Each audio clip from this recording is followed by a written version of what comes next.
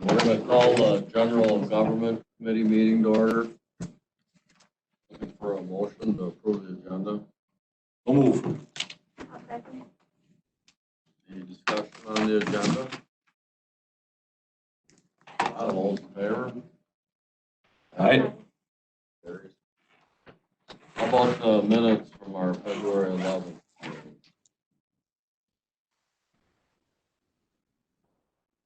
Make a motion we approve the minutes from February 11th. Second. Any discussion on the minutes? All those in favor? Aye.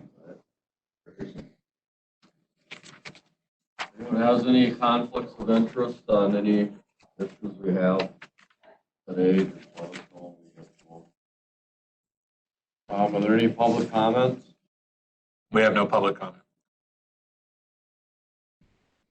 Are there any supervisors not seated as committee members?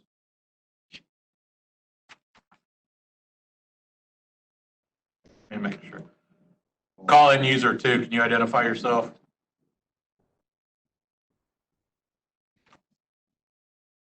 The person that called in on the telephone, is this a supervisor? I guess not, Mr. Chair. All right.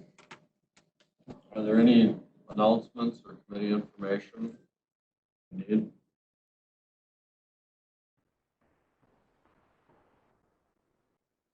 All right.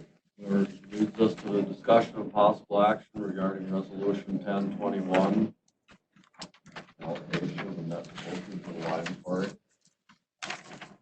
So with the sale of the lime quarry and wrapping that up, the lime quarry operates on a quasi-enterprise fund, a separate fund. So we have to do a budgetary amendment moving the proceeds from that fund. So there was the previous amendment that I've identified that money to be used for trail development and expansion. Meeting with the Public Works Director, Environmental Services Director, we identified the number of 200,000 that would potentially be needed in the 2021 fiscal year to do the work that could be done this year. The total value of the fund, we've still got final accounting to do. It's with the auditors now. We've closed it out, but the auditors are closing out 2020 and have to close out 2021. It's going to be approximately 1.52 million. So what this budgetary amendment does is it creates a new budget line in the 2021 budget within the Parks and Trails Department for $200,000 for trail development. And then it washes the net resolved balance of the lime quarry 602 fund to the general fund, but putting it in an assigned portion to be used for the trail development as per the amendment that was passed. So it's a $200,000 budgetary amendment for 2021 and a approximately 1.320 million washed to the general fund, put to assigned balance. This would require a 2/3 vote at the county board.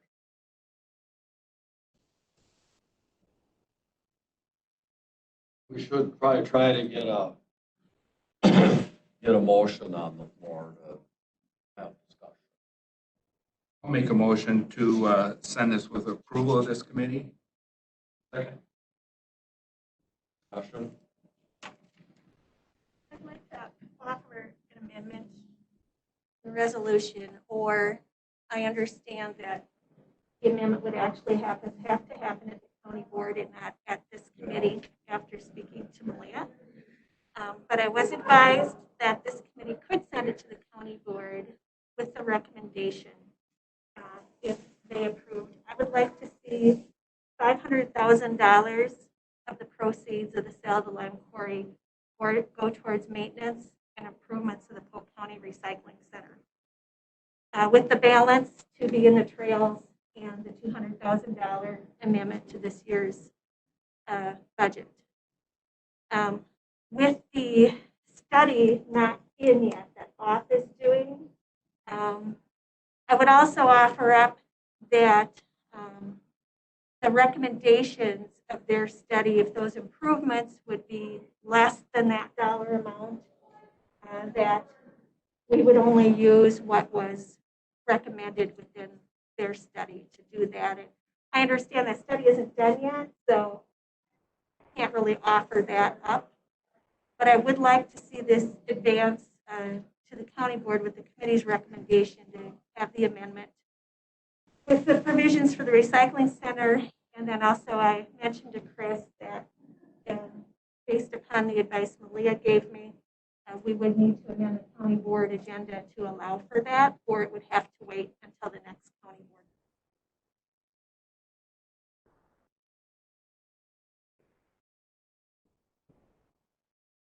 You'll have to give me a hand here.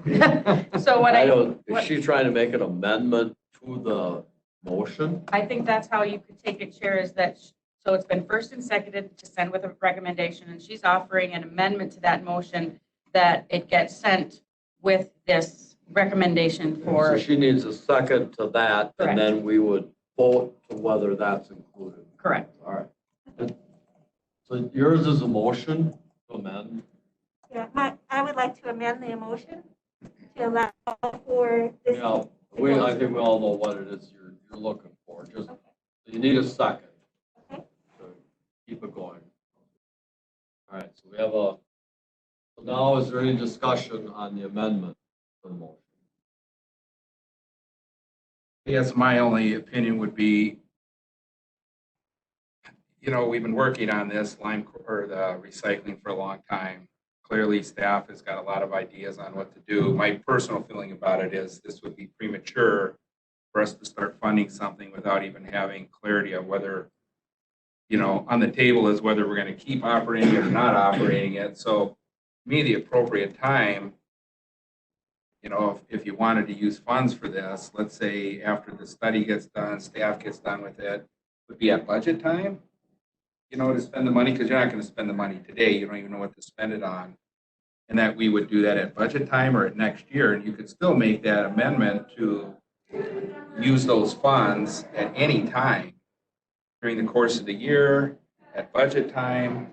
But to make the amendment now, to grab money that from a designated fund that the board already said this is what we want the money to go for, I have no problem you bringing this amendment up because you can at county board, but I would not, right now, unless I got different direction from the county attorney, I wouldn't be in favor of amending the agenda now that I hear what the idea is.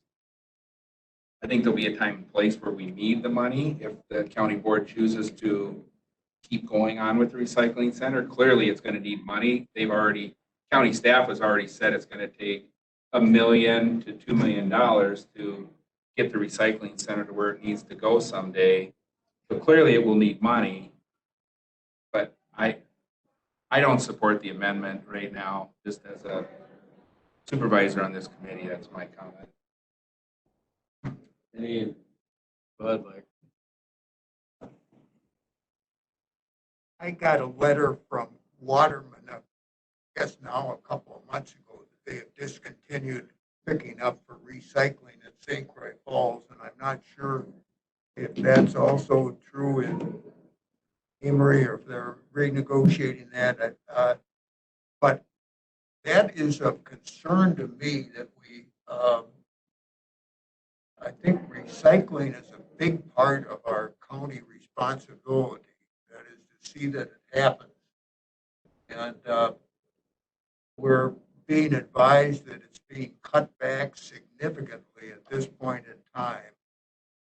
And I guess the same argument can be applied to parks and trails and so on. We don't have specific recommendations for the use of that fund, but what I don't want to hear is down the line that, well, we can't afford to do this or whatever. And if I understand Supervisor Duncanson's amendment motion correctly, it would be to set this aside as sort of a reserve that we have, and so that we can talk about the recycling center with the idea that we do have some money to do it, or to do part of what needs to be done. But I guess in my mind, there should be more urgency about the recycling center at this point in time. We've been talking about it for a long time. And it's not on the agenda today. I don't believe it. I don't know just where this study is, and maybe we'll hear a report later in the meeting. But I would think it would be prudent to set aside a portion of the money. And I think it's every bit as much a government function to see that the recycling happens, and where we've got the possibility of money that we won't be in quite the same bind. I think it would be very difficult down the line to say, well, we should take it away from another fund, this, that, and the other thing. So I'm going to support the amendment. Eric, could I get a legal question answered about this? Because didn't the board approve the funds at a board level? It was approved to be designated to trails. That's what the board resolution and the amendment was made that was passed by the board.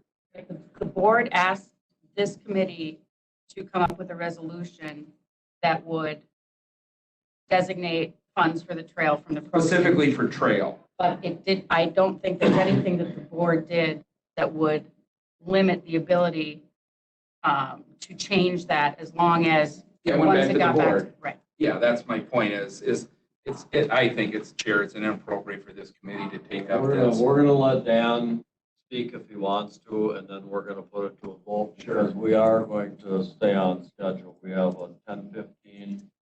So I think everyone knows what the amendment is. I think they know how they're gonna vote, but if Dan would like to speak before we vote, I'll let him. If not, we're gonna call the vote.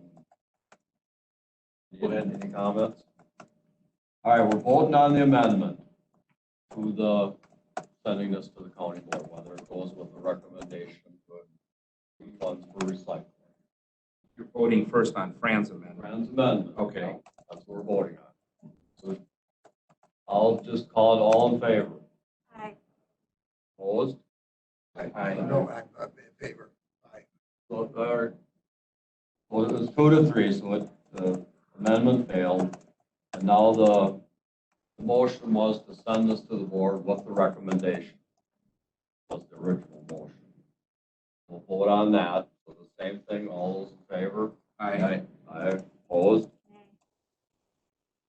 That carries. Are we ready for our presentation, or why we still have a minute left? Yes, we're ready, Mr. Chair. And just real quickly, you're gonna have 4 presentations today from A&E firms for the remodel of the government center. In your packets, I included a score sheet with those to grade each. You don't have, if you need more, let me know. Score each firm. What I ask is you can look at what the questions are here and what you're scoring on. But if you have questions for the firms, it's always preferred that if you have one question for one firm, that you ask all the firms the same question, so you get the same information that you're asking for on those. They were set up to be 20-minute presentations with 10 minutes of questions and answers for you. So at the end, I'll collect these and we can tally them up. And once we're all done with our presentations, we'll go into closed session to discuss the findings. Can I get another scoring sheet? Need one or you want? One for each one, yeah. Anyone else need any more scoring sheets? First presentation then is going to be with SDS.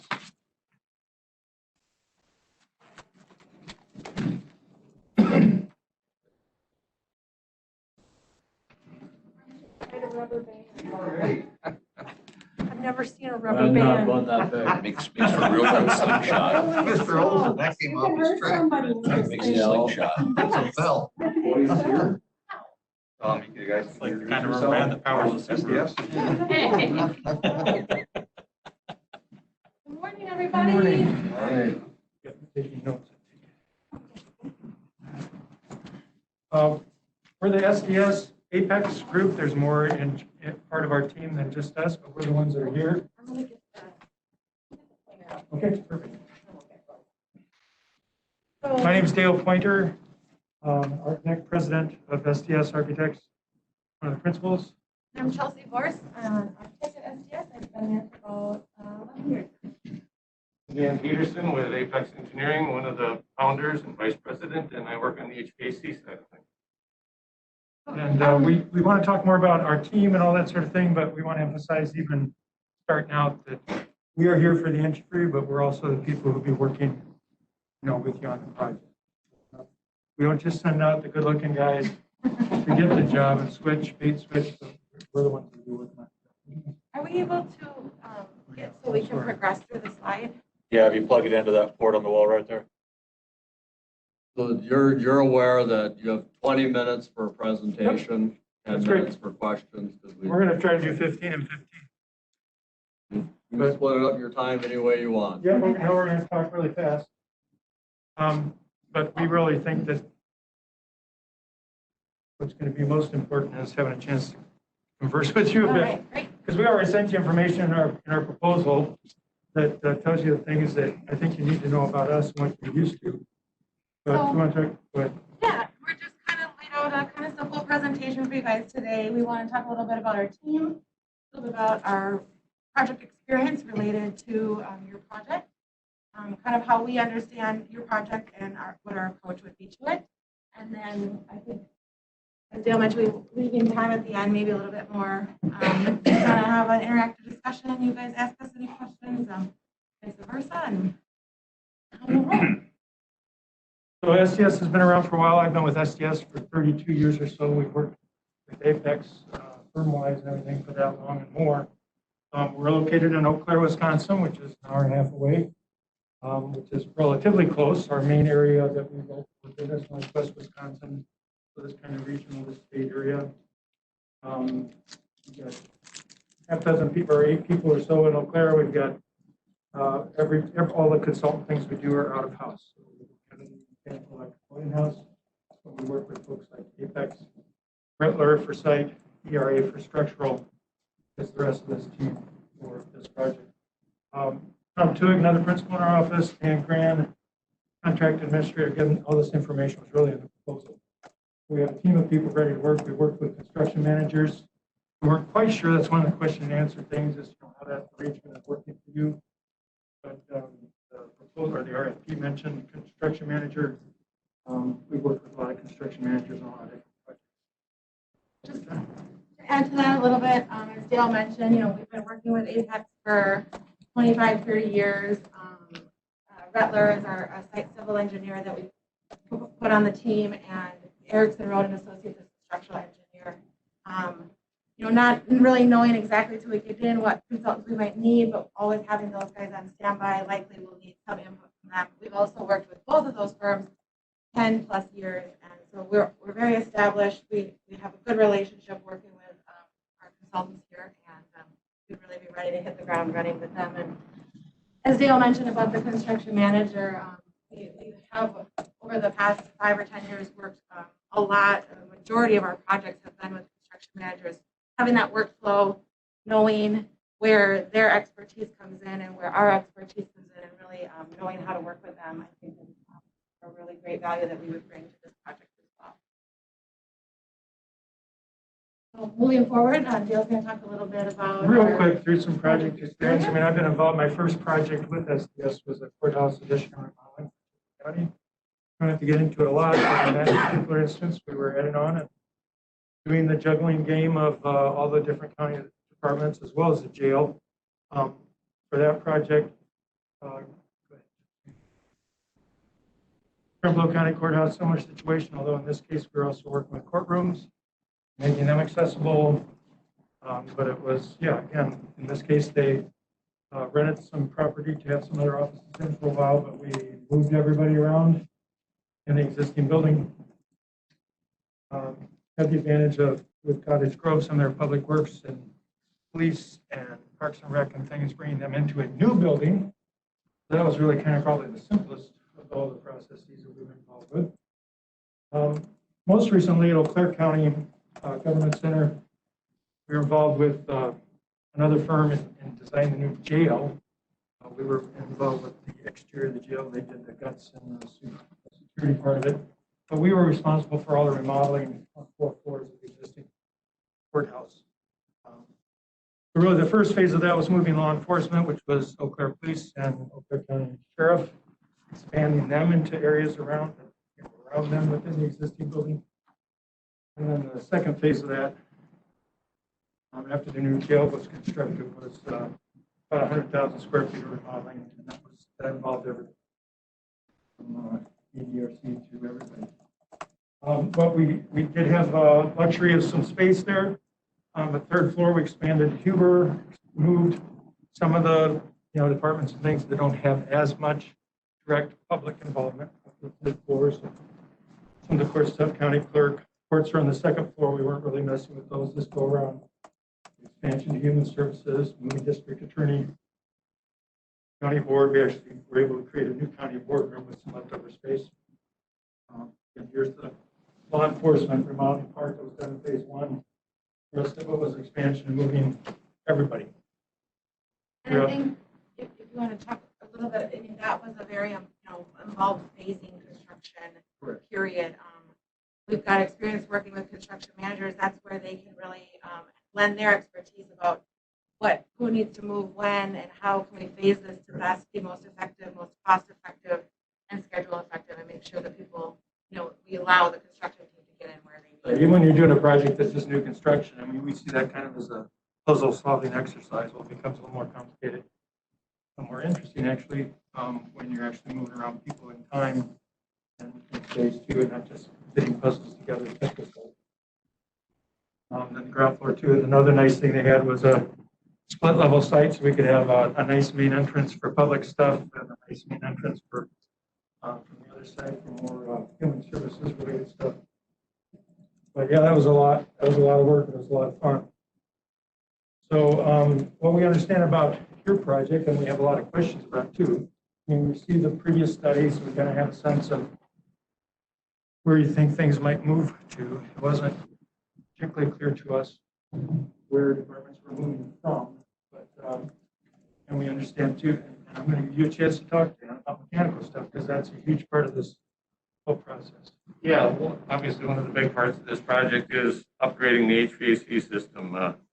Replacing the chilled water system and going to some DX units, replacing the old steam boilers, getting some high efficiency hot water boilers in there and getting rid of the steam, upgrading the ventilation, upgrading your VAV boxes, and just and there's also some plumbing and electrical, there's a new generator, getting into upgrading lighting, and many items like that that will not only give you lower your maintenance costs, but also lower your energy costs with the upgrades. So that's a big part of this project, and then that will become an important issue between us and you when looking at how we phase those projects and what we do with people and how we move people around. So that will be something that will, as Dale says, a puzzle that we'll have to get into and figure out. That's another aspect of the giant puzzle. Now, we had presented this plan again with our proposal about how we work or what we expected, kind of phasing going through. We have kind of our standard phases of, schematic design, design development, construction documents, all that. There's a, But yeah, these were, like Dale mentioned, these were kind of in our proposal that came through, but, we definitely start off doing, just kind of reviewing the study that you guys had done already on the building and just validating and verifying the program. Depending on when that study happened, obviously things can change a year ago, a month ago, a week ago. So we just would want to go through and validate, verify everything kind of that came out of that. Then we jump into some schematic design and start developing some concepts, getting all your feedback. The more information, the better at that phase. It's really important to have the meetings up front so that everybody from the very beginning is involved and there aren't surprises. A project like this, no matter how hard you try, you're still going to probably end up with some surprises, but we want to be up front with you so you're involved with the decisions and know what the plan is going forward and have a say and a stake, and we're all pointed in the same direction as we move forward. Yep. And, with the construction manager all along the way, we're going to have some budget and schedule check-ins with them at the end of every phase to make sure. I mean, those are always the most important parts of a project, right? We got to stay on our schedule. We got to stay on our budget. So working with the CM to really make sure we're tracking, and if we're not, how can we get back on track? So moving into design development, now we're going to try to have the plan's going to be identified.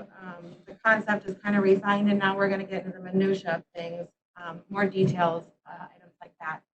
And then at the end of DD, again, verifying, checking in with the numbers and the schedule, and then we like to kind of get your sign off after that and really hit it into our construction documents. And that's when we spend a lot of time with our consultants, our engineering team, and really hash through all the details, the coordination, everything's going to fit, especially and most importantly, an existing building like your project, your remodeling project. It's going to be very important to hash through all those details. Yeah. And in this case, some of that's going to get moved up even through the schematic design. Usually our schematic design on a project is just figuring out the spaces and locations, but since HVAC, especially other mechanicals, are going to be kind of a driving force for what can happen and when, that's going to adjust that a little bit. So those spaces are going to get mixed a little differently than usual. And sitting kind of self-explanatory there, usually a month-long period. We're answering questions, getting the documents out, getting some contractors coming in. And then we move into construction. That's kind of every phase of that process that we would anticipate getting into with the group. So here we just kind of wanted to mock up a timeline of what we might see your two kind of potential project paths going. And how does that affect some of the efficiencies and savings? So here on the top, I don't work on the screen. So we've got our project 3, which of course is the combination of the 1 and the 2, and then we've got our 1 happening and then the 2 happening after that below. So as assuming potentially this would be starting design in May of this year, we've kind of worked through the monthly allotments of each phase, being the phases we just talked about, and laid them out here. So as you can see,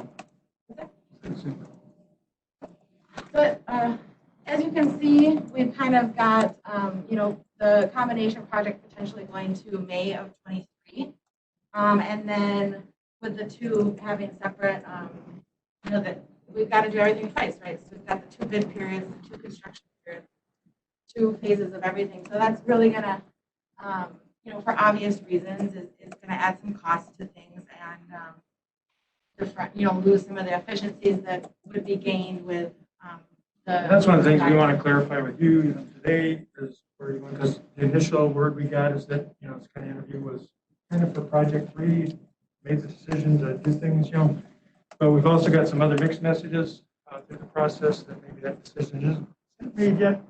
So obviously we need to talk to them.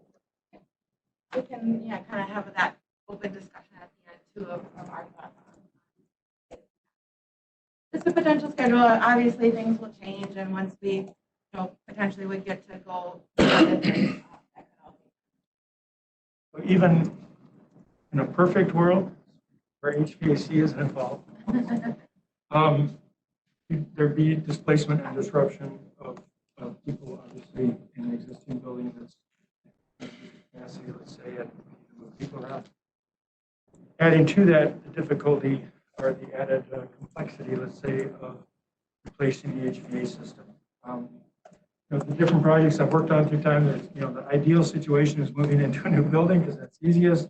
Second best is maybe doing an addition, giving yourself some surge space going out. Some clients have rented office space adjacent, move people there while their stuff's being remodeled. And then, the hardest place is to try to just move increments around, like one of those little number puzzles that I know my parents would give me to work at when we were at a restaurant.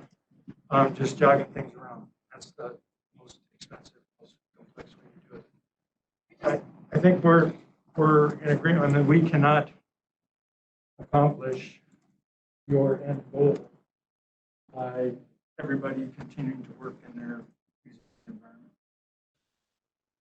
particularly adding replacement HVAC. what we'll need to work with you on is how does that work? In changing the HVAC, how do we do that in such a way, maybe it's, more zones with different equipment, happening in different ways, so we can, work with the building blocks of departments and things as we go through. That's a big part of what we do with you. We just wanted to have this slide to let you know that we are very familiar with how that phasing happens. We're working on a current technical college school right now, and we're displacing not only their faculty, but their students. And so we've, broken the floor plan down into, I think, maybe 5 or 6 zones. And we issue that phasing plan with our bid documents, right? We work with a construction manager very closely with the owner and their staff. And we've got our zones shown, and okay, the construction team gets this zone for 3 months. Finish up, then these guys can move back. We make some temporary offices over here. Once that's done, they move back. And then we've got our next zone. And so we want to put that out in the bid documents so all the contractors see that. They know what they're up for. They know that they have to make those accommodations. And as long as we do that, then it tends to work out pretty well. So just talking about a little bit about some cost savings opportunities. I know that that was brought up in the RFP and in some correspondence. So we obviously are always working hard to make sure you're getting the best value out of a project, and the budgets are always very important to us. So one thing. And some of the big things you'll see on the energy savings side is, again, going from steam boilers to high efficiency boilers. Depending on, your boilers may be down as low as 60% efficient now. We've seen that a lot on older boilers, and you'd be going to boilers that are 95+% efficient.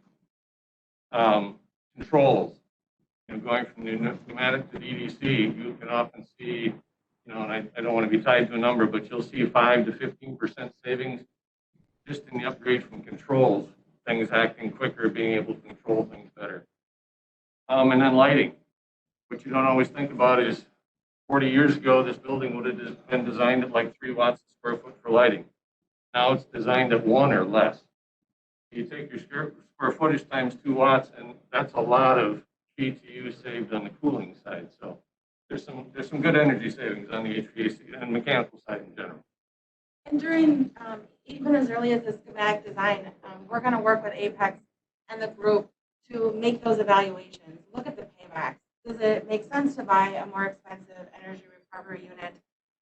Yes, it has a 5-year payback. Does it make sense to do another, energy strategy? No, you might see a payback in 20 years. Okay, maybe that one doesn't make sense. So, along with knowing what your priorities are as an owner and that align with your budget and making sure all of our kind of design meets those, and we'll go through that whole evaluation. Apex is able to, looking at yearly costs, your past year costs. Like we can do evaluations of what, the upcoming with the new system, what are going to be the operating costs moving forward, and really make some good evaluations to make sure we're planning properly. And we may also be able to work with like Focus on Energy and things like that in your local utilities to see what there are for, going to high efficiency boilers and things like that in the lighting. There may be rebates available for you. Yes, we always get them involved as early as possible, and they offer great incentives, so that would definitely be part of the process that we go through. And then, just wanting to mention that transparency is so important between us, the construction manager, our engineers, and your team.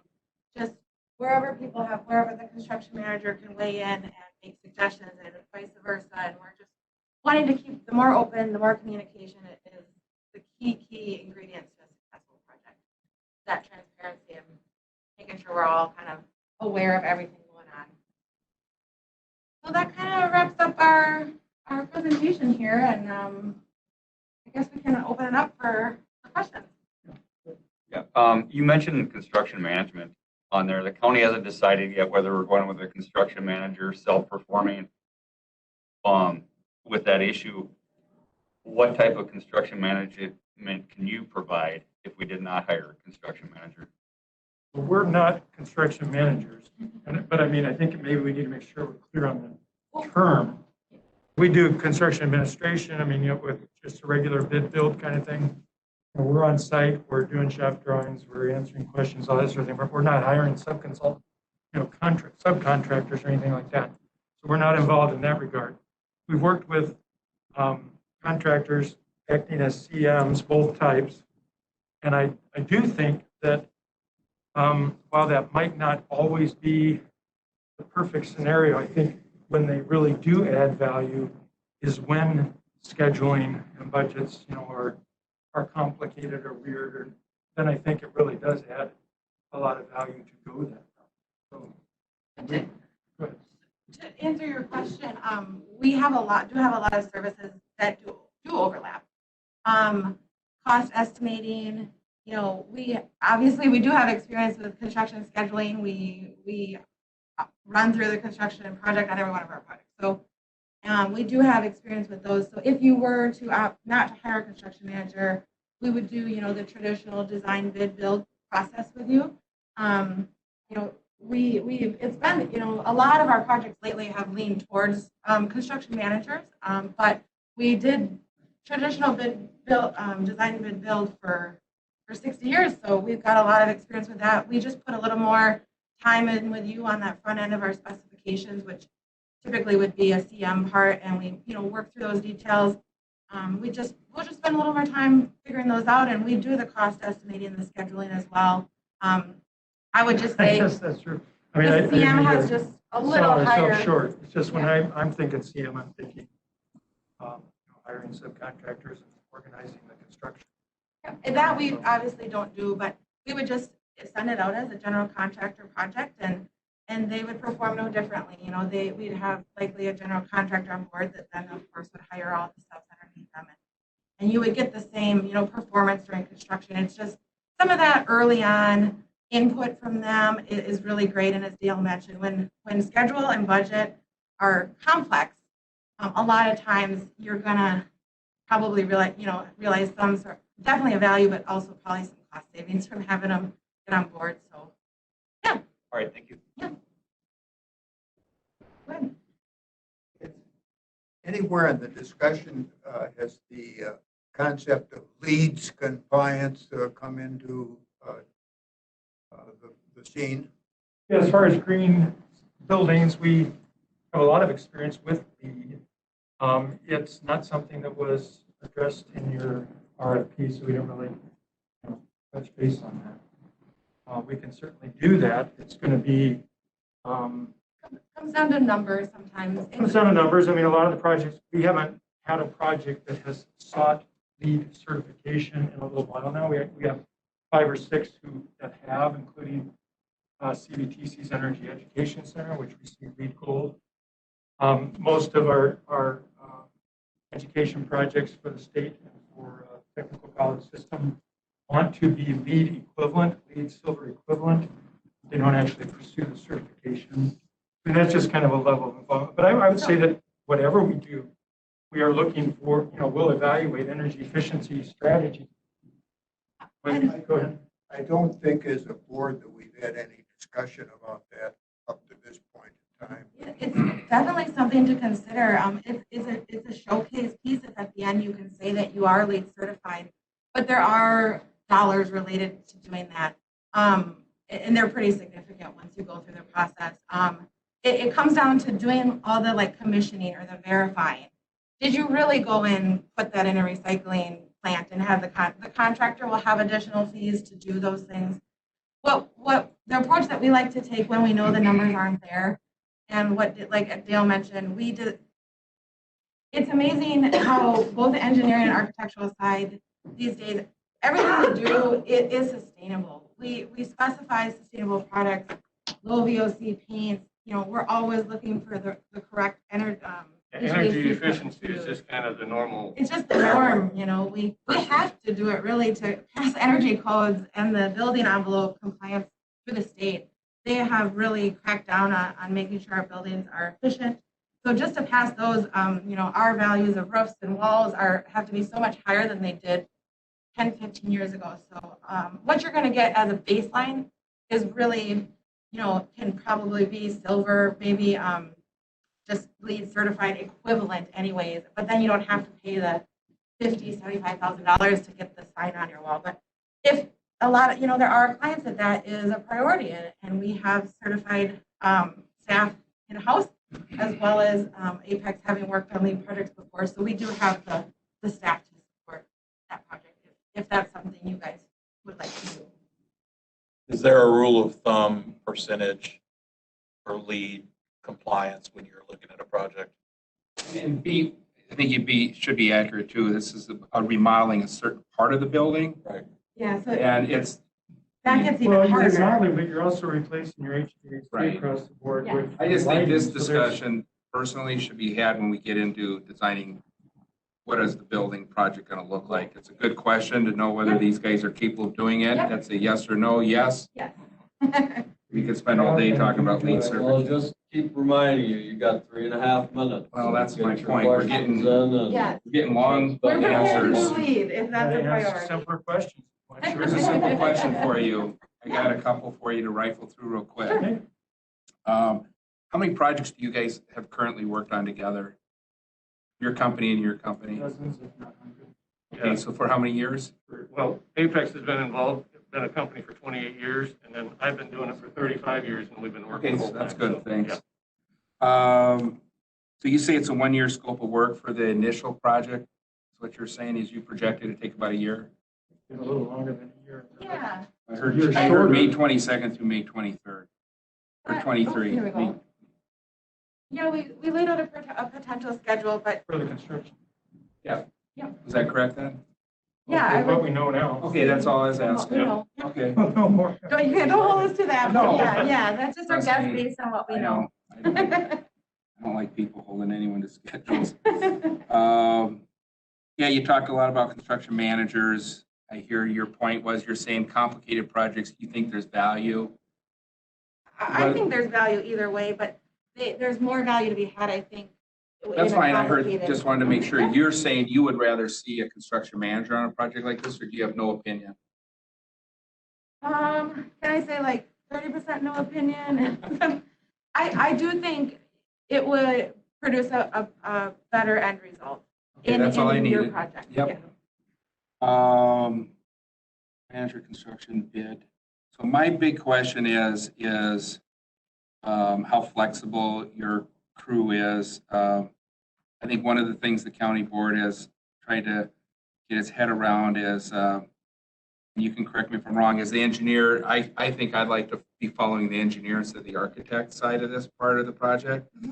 And my question is really, which I know will take a little longer to answer, is I feel like the architectural should follow the engineering on this project. We know we have an engineering need here for a lot of upgrades. And how flexible is you guys as a team to say the engineer is really the lead on this project? And that, for an example, if the engineering site says, hey, we need to remove this wall, we need to remove this ceiling, that's why we're kind of considering having the architecturals as part of this project to say, all right, should we spend the money to do all this design work? It is a full team, and we would work through that, and that's why we're The only way to both. do it is to do it together. Yep. And I Okay. absolutely, 100%, we are agreeing with you, and HVAC is going to lead this. They are, okay. Yeah, I mean, not like literally, Did we'll you write be. that down? She said Yeah, I that. heard Our contractually wise, it'll be a little. I different, understand, but whatever they determine needs to happen, we will look at what building architecturally can happen along with that. The zoning, the handler, the air handlers. So, and I get all that, that's Yeah, okay. fine, you don't gotta get into Yeah, a whole bunch of agreed. It's going to nitty-gritty. give us direction. That's all I was, Normally wouldn't yeah. have. So the question is if we hire you guys, if you're the ones that we hire, what would be the role in to try to keep the scope of work from not getting overblown, right? So, and I know it's a little sensitive the way we say it sometimes, but with staff more or less, that, oh, we're gonna spend $400,000 on a new county boardroom. That seemed to be our little talking point that really got us discussing this, is that Tool Design gave us, or is it not Tool, who was it? Wool. They gave us this nice presentation what a new boardroom looks like, right? I don't know that any supervisors want to say, hey, we want to spend $400,000 on a new boardroom. Right. So how flexible are you guys? Don't try to sell us on, we get new desk and we get this fancy boardroom. hey, that feels See, great. that's where all those upfront meetings early on would come from. Meeting with you guys and determining what your priorities are. budget? Here are the costs. So and with what's you gonna guys, fit. again, now are you talking with, you're gonna engage county board? Absolutely. Okay, just All- not, Well, I guess how you However, guys the team is put affects together, county board. right? I mean, we would expect to meet with different department, entities. I imagine you're gonna have a building committee. Maybe that's this group. I don't know what. Who kind of has some oversight on that? I mean, we're not gonna just meet with a department and say, you get I what you get want. it. So you guys are comfortable that as the project goes, you based your budget on a total dollar amount, it looks like, right? You work off a percentage. At the starting point, that's the only. That's how thing you we have bid to it. go with. So do you foresee that this project, let's say we could design this project and come in $2 million underneath the budget we have proposed now, or Wool did. You guys are going to help us figure out how we can come in less than that budget, I'm hoping. Yeah. Yes, very least. Okay. Very much so. And an important part of that is that transparency we mentioned before. You know, a lot of clients feel like they need to hold the budget back. It's like, we don't have a control over what the bids come in at. We need to know those No, bottom but lines so we can no, design but to you that. have control over, whenever you hire an architect, and we jumped out of a construction manager, and what I get concerned with architects is architects tend to design to the sky. Depends on the architect. I know it does, but the general rule of what construction guys say, I'm a construction guy. Well, Oh, I you have could- to say that.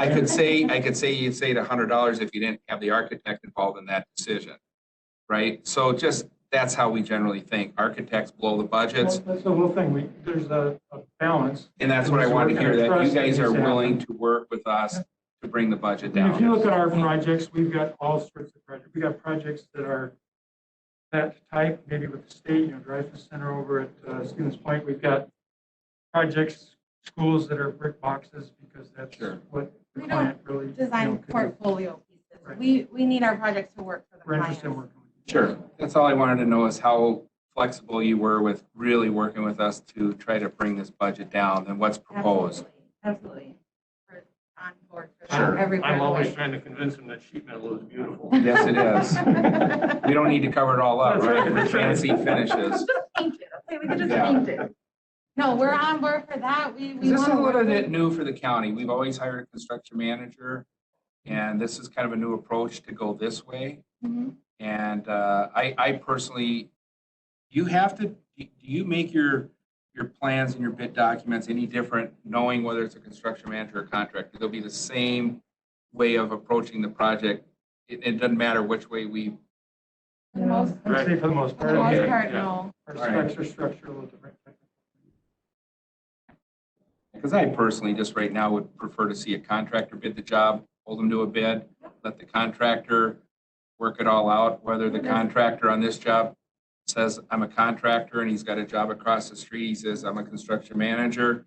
To me, it's the same firms bidding the project. Yeah, and they shouldn't do any It different just, job. it on just the- seems like when we build in these construction manager jobs and these big contingency funds, when the job's done, the contingency's gone. And that's my concern, just to say that up front. All right, we got 30 seconds to our next presentation, so. Okay, I guess we better go. Are we Well, okay just thanks so going much these for USBs? having us, and we really appreciate Bring these USBs. the opportunity to be Thank here, you. and thank you so much. Thank you, Thank guys. you. I have a process question. Not for them, but for everybody here, whoever's the most. On the scoring sheets, do we typically fill those out as we go along? Or do we wait until we do everyone's presentation I and fill think- them out? I mean, Mo could say it. I think I've been filling mine out as I go. I fill them out as you go. As you go. Just Make want to notes thank of you again for everything, make having us. another final. Yeah. This is the first I time that read one some of of you mine. expressed. I know where it is. We're happy to be out. Good. If you have any more When I'm done with everyone, questions I'm gonna go afterwards, feel free to Okay, reach yeah, out I and didn't know if happy to there answer was- anything. File. Thanks so much. Thanks, Have a great guys. day. Okay, And then you can adjust them as you go through. okay, yeah, I just didn't know if there was a step process I was supposed to be doing. Yeah, it's good to take notes as you go through. Well, you let them know that they're on a schedule. It isn't as much time as they choose. but- They all know they have 30 minutes. All right.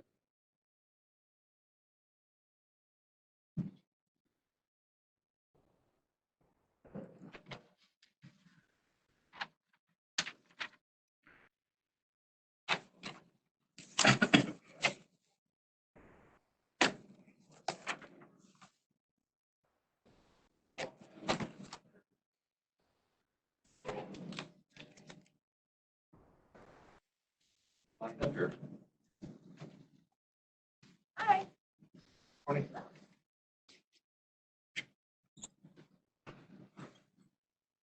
You can start whenever you're ready there when it comes up on the screen. Um,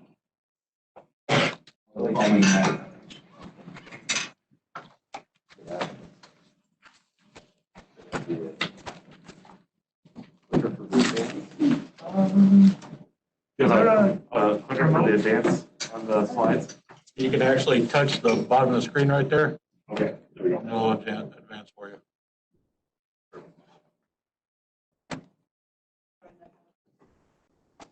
And I'm not sure if.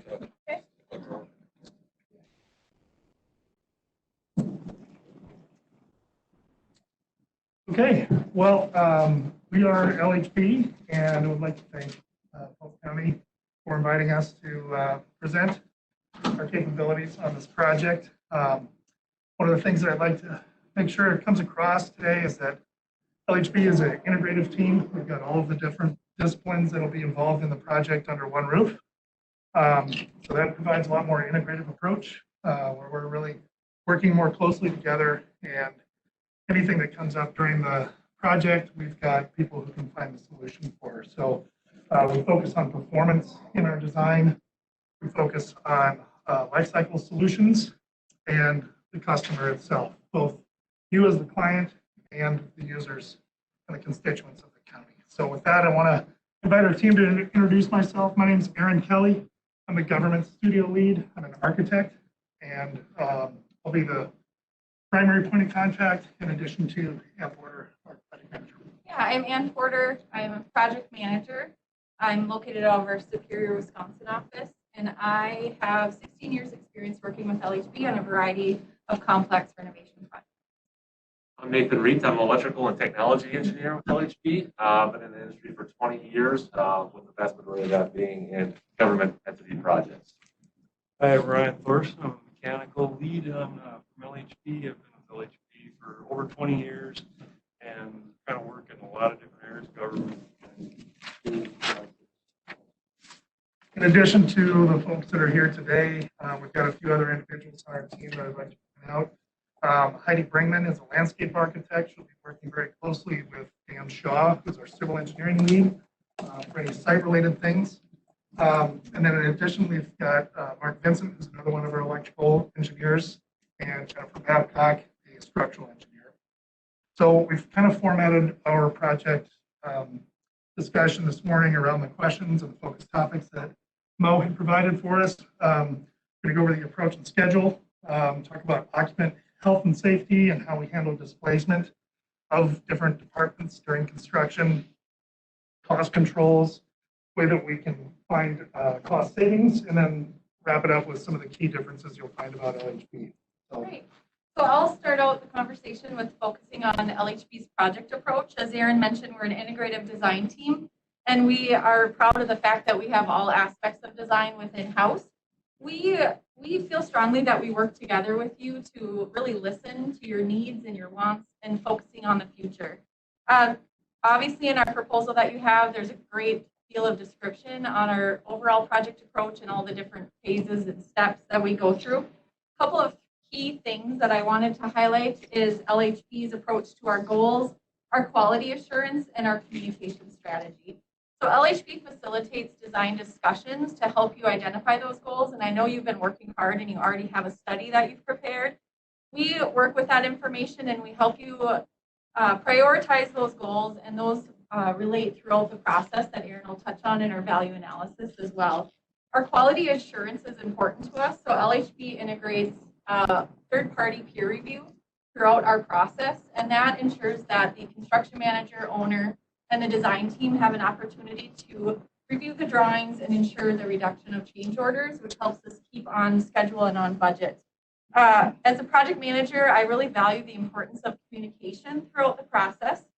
I feel that it's an important part of earning your trust and accountability and making sure that the project team has all of the proper information to move the project forward and ensure that we're meeting all of your goals. As we were preparing today, one of the main things that we were talking about is the efficiencies and the importance of some of the project phasing and blending those project phases together. Highlight on the schedule. We prepared the 3 different proposals, as you can see, and we feel that there are important efficiencies in combining those 2 projects. Ryan and I and Nate have a lot of experience in opening up complex renovation projects and thinking broadly about the aspects that we're touching. We focus a lot on how we're affecting the occupants of the building and ensuring that we are thinking forward and making sure we're not having to come back and touch things multiple times. We do see efficiencies not only in construction and saving costs on doing construction at one time, but also the fact that your design process would be consolidated. So we've outlined some savings of, I believe, about 6 months' time in consolidating those projects into one single phase. We have experience, especially right now I'm working in Barron, Wisconsin on a complex veterinary clinic laboratory remodel. And we help them analyze the benefits of completing construction in one single phase, supporting of the construction costs, as well as the fact that we identified a savings of over $200,000 in them looking to construct their facility at one time. That had 2 small additions as well as a major renovation, and the occupants will be able to occupy the facility throughout the construction as well. Yeah, and I think that's really critical from an MEP standpoint of how we can achieve those efficiencies in that phasing. Because at the end of the day, the mechanical electrical systems are going to be the ones that are going to drive portions of what do you have to temporary in, how you occupy an area and maintain all the indoor air quality and requirements, and then how do you still maintain your workers' expectations for health, wellness, and efficiency as they're working. I think that the first piece is probably the HVAC side and the indoor air quality that Brian could talk about. Right, and we'll be looking at a lot of different options there. As far as if there's energy recovery options to save some energy on the front end. Also, like these guys were talking on efficiency, not getting your contractors to come in and pull your ceilings down, put your mechanical in, and ceilings back up again, and then just come back and reconfigure all the spaces where you're paying these contractors twice to do those processes, or electrical outlets in the walls if you're putting up new walls. And we'll talk about some other efficiency options with the mechanical systems on a later slide within this presentation. Yeah, and I think that we also want to talk about the specifically the intelligent building and the evolution. Pre-pandemic, there was already a move towards virtualization of the workforce, or the ability to be hybrid. Whether you wanted to be in person, you could. Whether you wanted to be virtual, you could. How do you give ease of access to the public, both in an in-person format and a virtual format? Post-pandemic now, we realize that there's a lot of lessons learned, but it's doable. I think that for the most part across all government entities, there was some hiccups, there were some challenges, but it was definitely found that this is something that we can do. And I think that the expectation from not only from the government standpoint, but also from the public standpoint, that's going to be the expectation is I want that option to, whether I want to be in person talking with you, or I may want to just be able to remote in and have a quick Google Meet or a Zoom meeting. So the intelligent building and how we set up your framework of mechanical electrical not only helps in phasing, because it's modular, we want to be able to leverage a lot of things throughout the process, but in the long run, it actually sets you up perfectly for that next evolution of how your buildings operate in conjunction with how you work with your staff and the public in large. A few of the things I want to talk about with cost controls are how we actively do that during the design phase. And then we'll talk a little bit more about what happens after we've issued bid documents and how we can help make things more efficient from a cost standpoint. As we get into programming, we understand your values and priorities and set some goals for the project. We'll be able to make sure that we're putting our emphasis on the things that matter to you. If it's energy conservation, if it's flexibility, resiliency, things, you guys are driving this process and where the dollars are going to go. So that helps us really keep a good lens on making project decisions. We're also going to look at the space program, the square footages, the cost for a closet versus a conference room have different dollar per square foot. So the minute we get started in putting the program together, we start to get data on what the cost of the project might be. As we grow and shrink different spaces, prioritizing those within the schedule, that'll give us an idea of if we're starting to go over the budget before we even start drawing a line on paper. After we get into the design phase, we're going to be working with the construction manager at risk and doing so very closely to make sure we're not missing any efficiencies in building systems. There's long lead items. If there's a spike in materials like we're seeing with lumber right now, making sure that we're getting good information, making good design decisions. But along the way, we're all going to come up with ideas ourselves, the CM, you guys, we're all going to say, hey, what if we tried this? What if we tried something else here?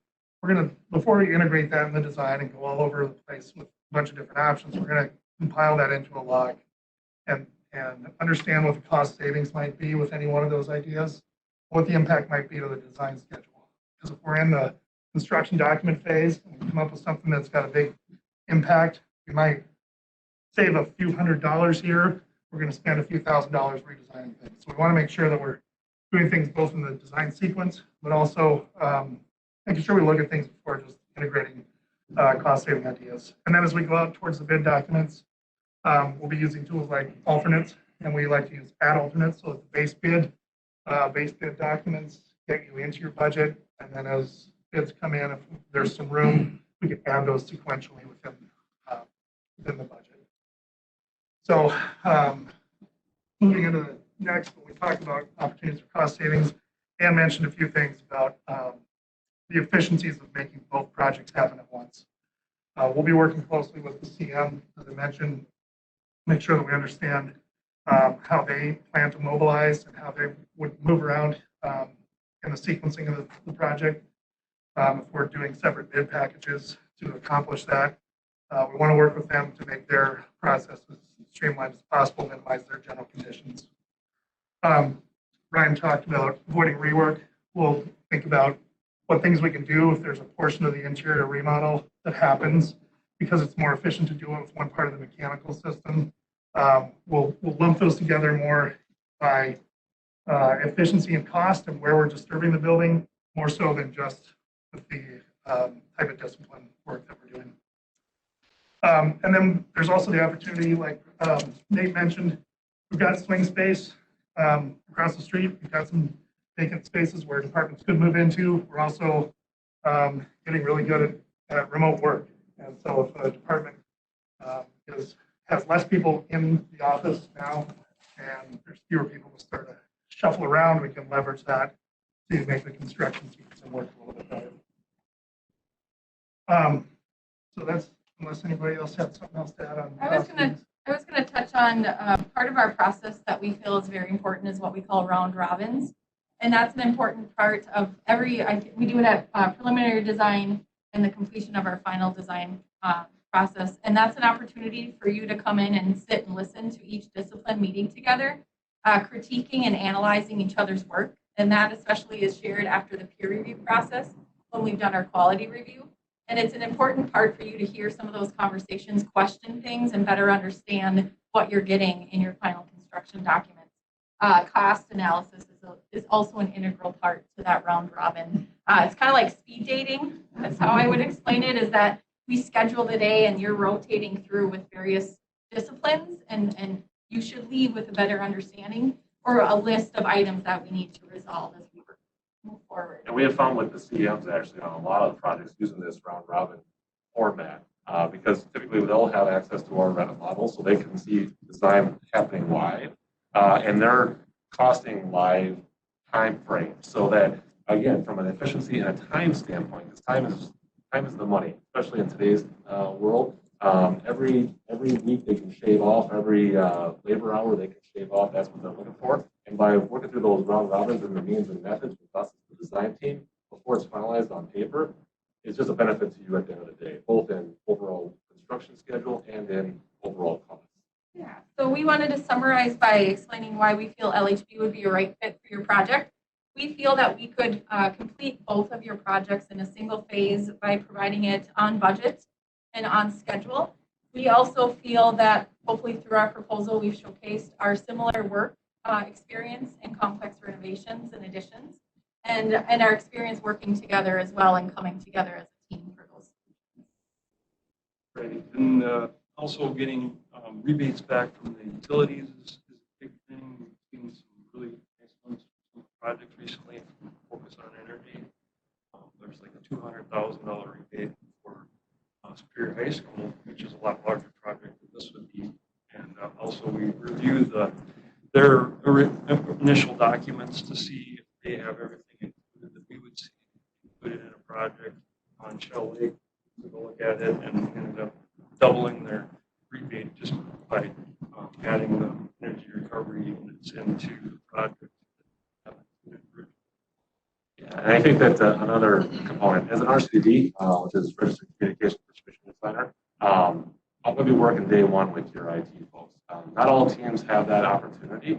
And again, in today's world, especially post-pandemic, the impact of IT is more critical than ever in understanding. It's the fourth utility. In reality, it is the fourth utility that has to be there. It has to be understood and integrated from day one of design. If you're going to do it effectively, make sure that your expectations are met and that we're being cost effective.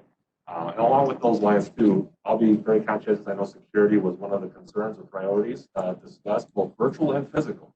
So as part of the programming and the design, we'll be having those conversations early and often if that still maintains to be a high priority of how we approach security and make sure that everyone's comfortable with where we're at.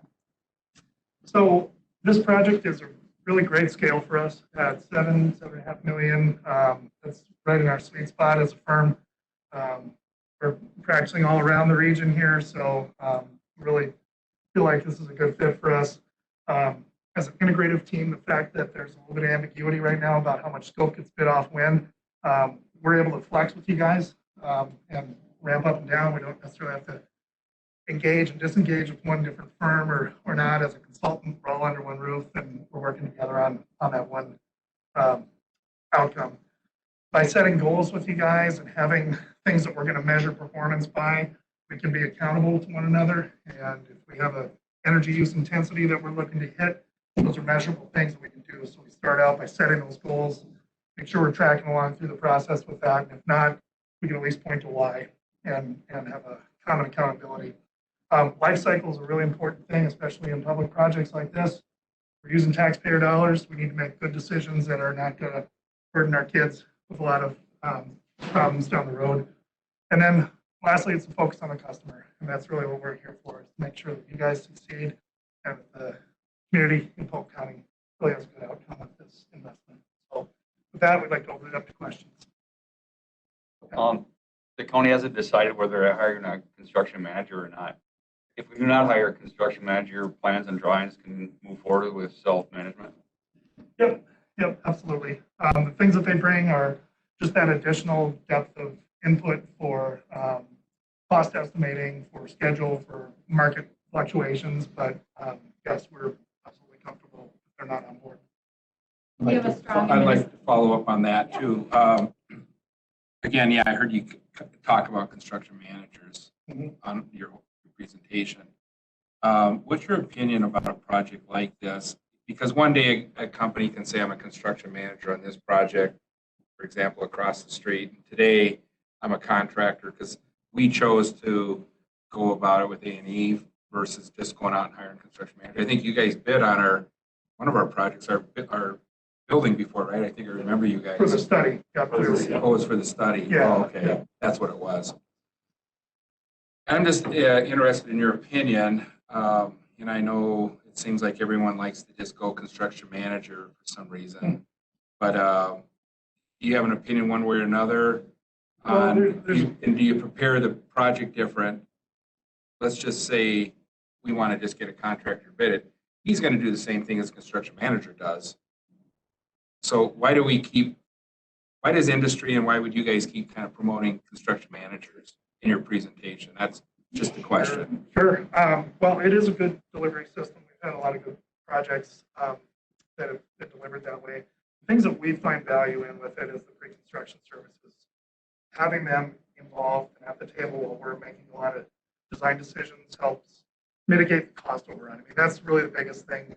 So you're proposing that a construction manager to be hired before you're finished with the project, your scope of work? That's when they are the most valuable. Okay. After bidding, yeah, it's a contract.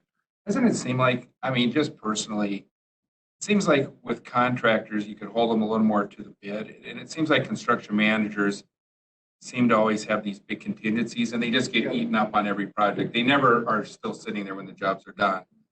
And I don't know if that's inherent to a construction manager process versus a contractor feels like, hey, I bid it. I got to get the job done for what I bid it for, unless there's a change in scope. Sure. Or there's something clearly you missed and everyone missed, and I know we need contingency monies for that work. But can you speak a little bit to?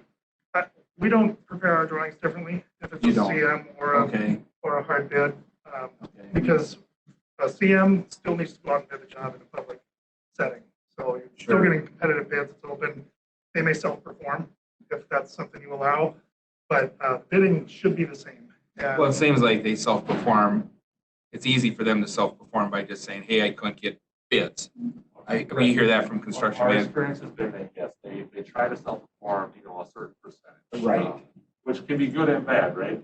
Right. Good because then they have skin in the game. Sure. Otherwise, if they don't have any self-performance, they're really just kind of that upfront conversation piece that doesn't have skin in the game. So So your biggest concern would be, your advice is, construction manager, because this project's going to have a lot of displacement issues and scheduling issues, is why you would maybe say this project would lend itself to a construction manager than just bidding out a project and then sorting through each contractor and seeing, like we're doing today. A contractor could come to us and say, hey, I can handle it. Like you guys say, everything's under one roof. You've had a good presentation today. Contractors can do that same presentation. Yeah. So as a project manager, because I'm involved throughout the design and construction, I see the benefit is they're getting familiar with the complexities of what we're working through in design, and they're taking ownership. Versus if they're bidding after the fact, they don't know the amount of work we've done to orchestrate all those pieces. So they come in with a different sense of ownership is the benefit that I see. The other aspect is the difference of construction documents is the front end work.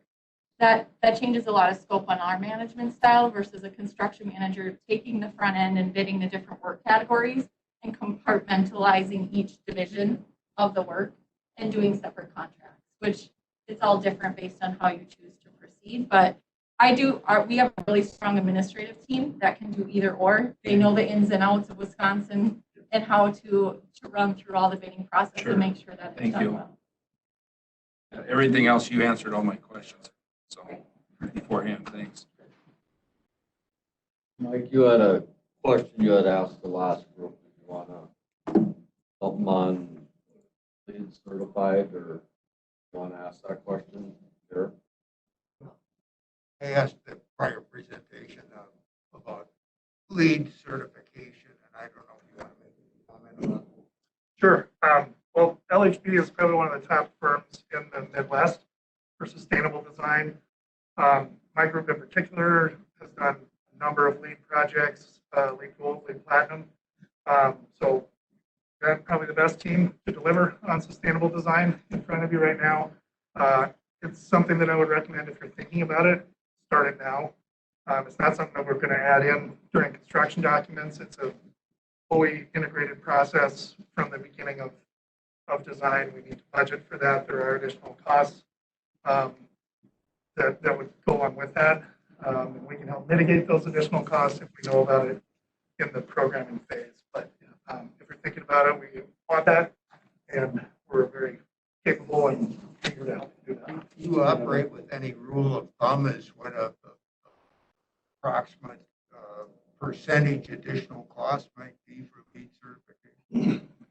There's some rules of thumb, but I think I'll maybe lean on you guys because this is so heavy on the M&E scope. It really covers all of our disciplines. So there's sections that cover mechanical, electrical, interiors, architecture.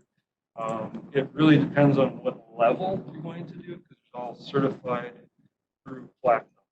Certified being the real basic LEED certification, and that's, maybe that's 10%. And then if you're looking at certified, maybe you're at 20 or 25% of fixed costs. I would say that from an M&E perspective, the way LHB approaches, we're already designing above and beyond typically what LEED does. We're going to get you the best system that meets your application. The LEED process basically is that ability for you to say, yes, not only is it meeting all this credit, we can tell the world that by this process that we are meeting that criteria. At the end of the day, your systems that we design are still going to be meeting that and exceeding that, both from an energy efficiency standpoint, operational cost standpoint, and life cycle standpoint. So, And we also integrate well building standards into our design, which not only focuses on the benefit of the materials, the mechanical and electrical system sustainability, it's what is the benefits of the occupants and the comforts. It's looking at daylight, natural daylight, connection to outdoors, acoustical comfort, temperature comfort. So we take those standards and integrate them into the sustainability and standards as well. So I do want to touch just a little bit on the environmental, the social, and lastly, the economic. Those three things all work in concert together, and that's a big part of how we organize those goals in the beginning. If energy is really where you want to go, we know that that's the issue. There's going to be some impacts to the economics of the project, and we want to budget for that. So we'll try to keep those things all in balance, but those are sort of the three lenses that we're looking at that through. Bills?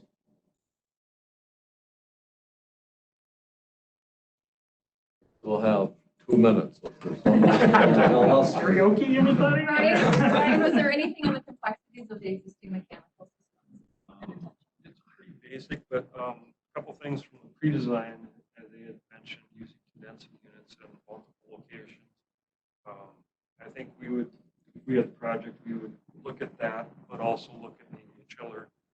We have more efficiency in a chiller and less points of contact. Plus your chiller might last a little bit longer than just sitting on a rooftop condensing unit.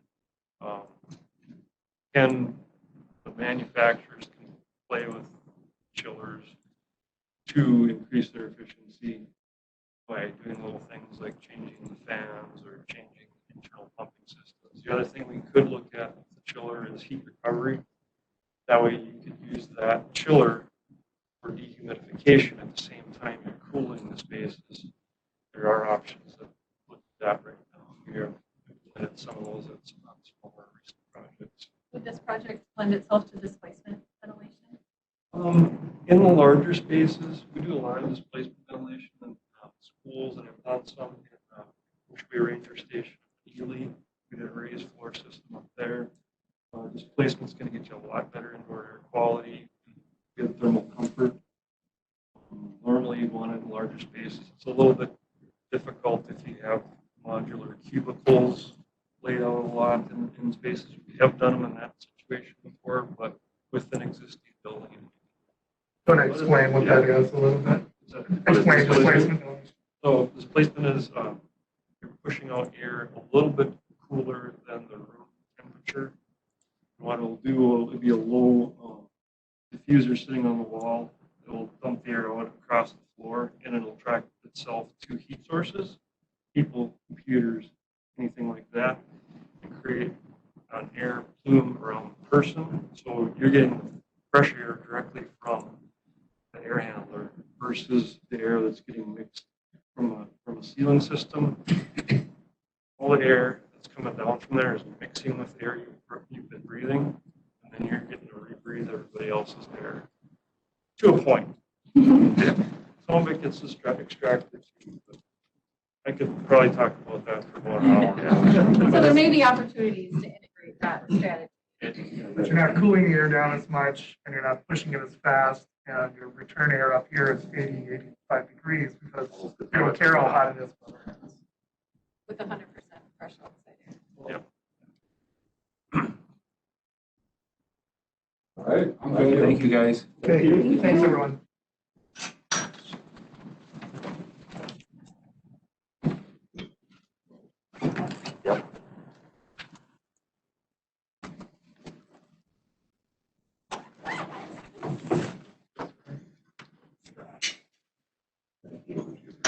Oh, no. Have a good day. Thank you. Thank you.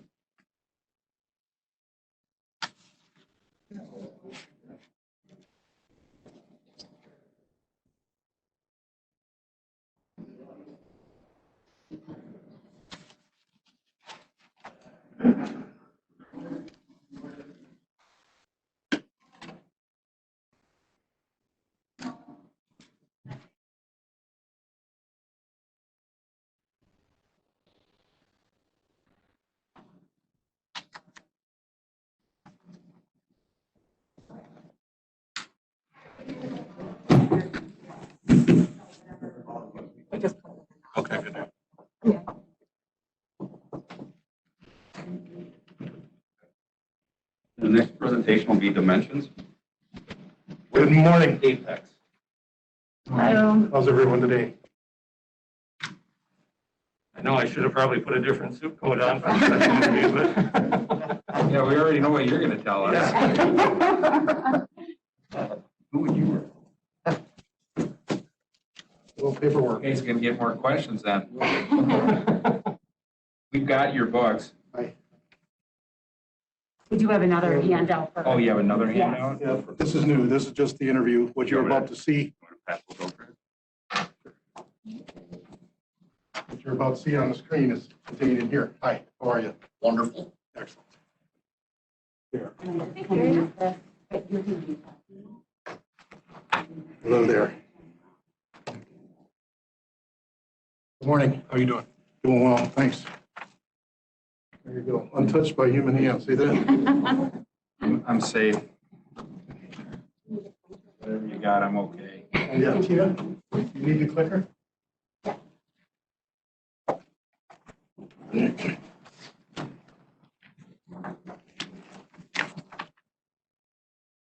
We'll start the stopwatch, Mo. We're ready to go. If you are. You ready? All right. Good morning, everyone. I hope you can hear me. I brought my radio voice. I'm Jim Gersick. I'm an architect with Dimension 4 Madison. Tina Gordon, my partner, another principal at Dimension 4. And you've met Dan earlier today. Thanks for having us here today. We're going to take 20 minutes, but as it says there, plenty of time for questions. But if you have a question as we're going, please ask. We don't mind. So, back one. Here's the agenda. Mo asked us to cover 6 of these 7. We're also going to take a little time on office layouts today to help you understand how we're picturing use of space here. And but we will cover all of those and more. If you have questions, we're happy to answer. Okay, our project approach is actually pretty simple.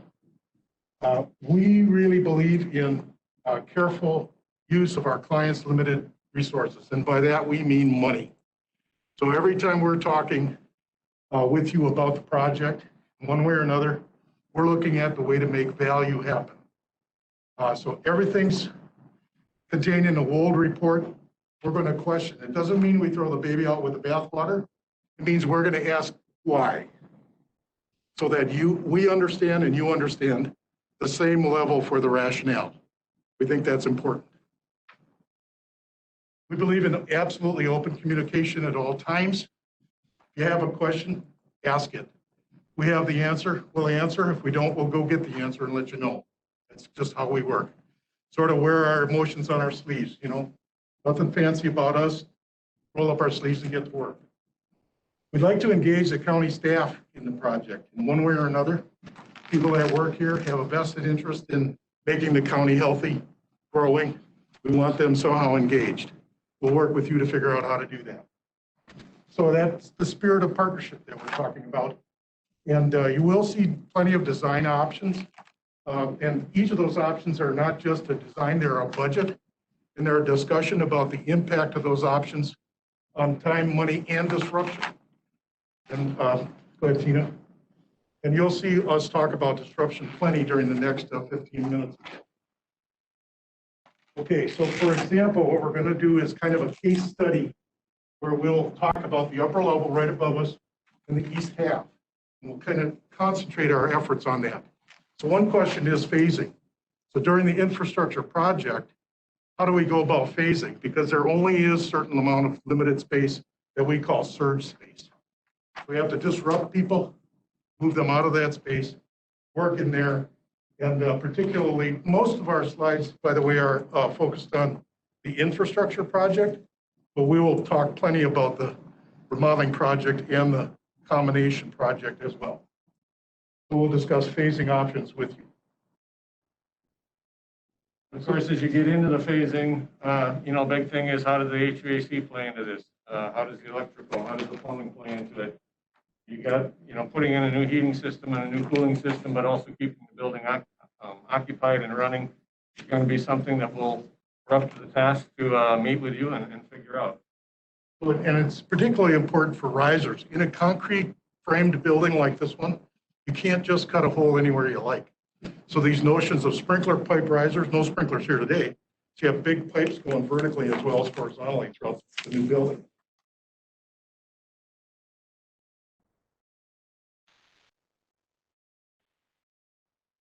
As I mentioned, one of the big challenges is you've got 2 air handling units that serve this building right now and 1 chiller cooling tower.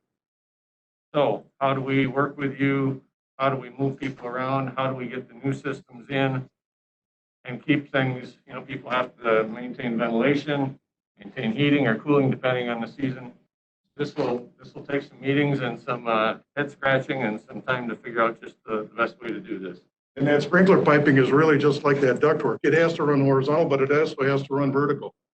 And again, we have to find places for those air handling units and those duct risers to be able to fit them in around ongoing operations here. So there's some code issues that we want to talk about. This hallway right here is what we call a dead end corridor. You wander down it, you cannot get out the other end. That hallway right there would not be permitted under today's code. So in a sprinkler building, you get extra length of hallways, but dead end corridors are still not a good idea. They're a safety issue. But we have to maintain exiting at all times. And as you know, there are 2 stairs to rely on, one up that way and the one behind us here. And we have to keep those exits open at all times. So safety and security are big issues for us that we keep in focus all the time and talk about on an ongoing basis. Okay, timelines. We're ready to start. We can start this afternoon, Mo. If you want us to stick around, we will. So the whole idea here is we want to hit the ground running and meet your timetable, and you'll understand how we define that here in a moment. But time is money. And so at the same time, we won't rush so that we don't do you a professional effort. That's not a good idea either. So we want to take the right amount of time. And you'll see this again, but barring unforeseen challenges, we think we can have the combination project completed before the end of 2022. So this I know you can't read. It's okay. It's in our booklet. Well, what the punchline here is, by June of 2021, we'll have a complete what we call design report ready for the county board to see every detail, every nickel, and plan then for your 2022 capital improvement budget. So you'll have all that information from us before the end of summer, well before Labor Day. All right, then let's say the county board approves a package, however that's defined. We're going to be ready to go out for bids by October. And that will support completion of the project 1 year later, Thanksgiving of 2022. That's our plan. That's our strategy. We've worked out a lot of details, as you'll see coming up to support that. And you asked us, Mo, if we just do the infrastructure, but we can currently do the remodeling plans, how long are those plans good for? 3 ways to think about that. Technically, they're good forever. We stamped that plan like we did for Wapaka County Courthouse and worked with us, his stamps there, our stamps there. They're good forever. There's no timetable. Professionals are like surgeons, you're on the hook forever, okay? A different way to think about it though is codes change. The state has perfect liberty to update codes and they're getting more stringent, not less, okay? Third way, technology is constantly changing. Digital technology is just changing every minute of every day. And so what you design might not be current when you're ready to implement. I'm going to touch on the office layout. This wasn't a question you asked, but we just wanted to address it. So in the Wolf study, there was a space needs program that was provided in there. And I took a look at that for this side of the building on the 2nd floor and implemented the spaces that were called out in there for information technology, finance, and employee relations, just to show you an example of how this could be solved on the upper floor. And with this, we would want to make sure we go back and talk to these various departments to make sure those items, all those spaces that were called out are what the spaces that are needed or if additional spaces are needed within the floor plan. But with this, the information technology takes about half of the space upstairs. Finance takes the other half. And employee relations kind of shifts into the corridor space with the shared entry between finance. So again, here's employee relations up to this green line, finance to the green line, and information technology. So one thing that, in looking at this, I wanted to take advantage of some of the existing conditions that are happening, because that can help save on remodel costs as we go forward. So using existing walls, using existing corridor walls or existing office walls where needed versus doing a complete demolition of those spaces will just help on remodel costs, but knowing that we need to do a complete refresh for all the spaces.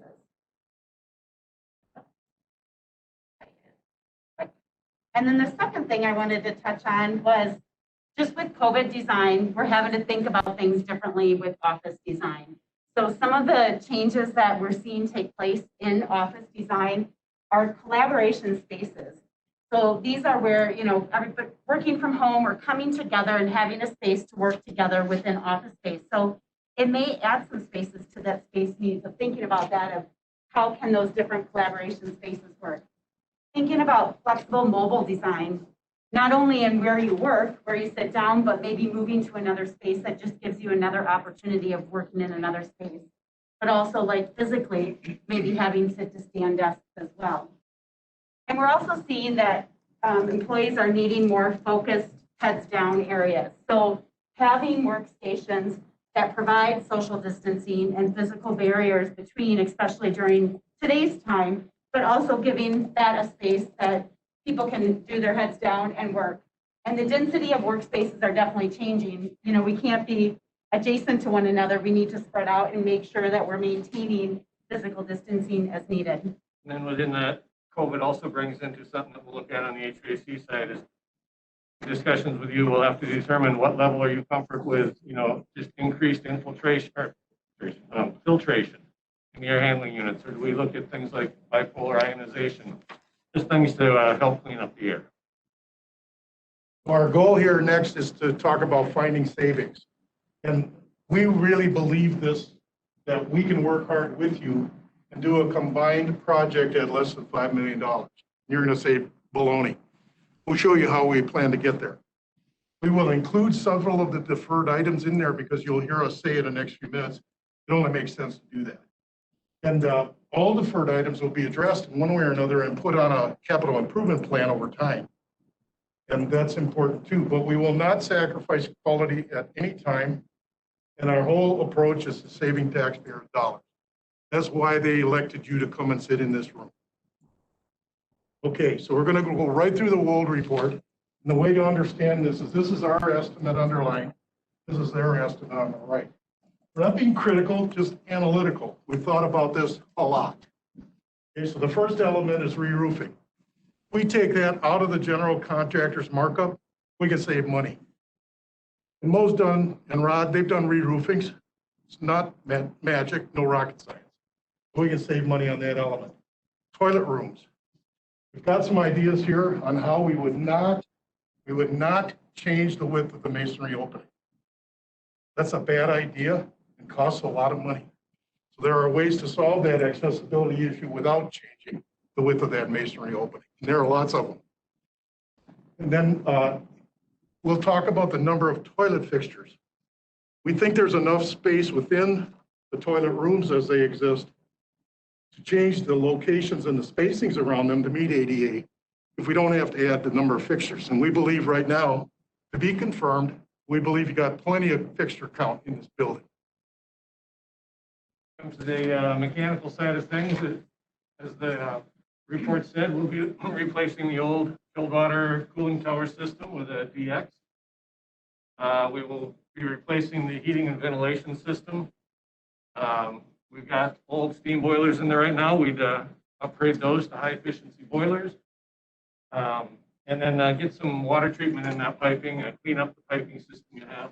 And these last two, but the HVAC again is a standalone prime contract, that'll help. And it makes sense to us to add water treatment right at the beginning, not put it in deferred. Makes no sense to put a new boiler system in and then run water through it without chemical treatment. So that's a technical detail that moves from that deferred column to the today column. Building automation systems are something that's constantly changing and getting better.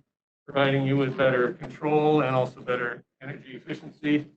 You can go on the web now and be able to do things by your phone, at home, from your iPad. You can be alerted of alarms and possibly even be able to take care of things without having to come in.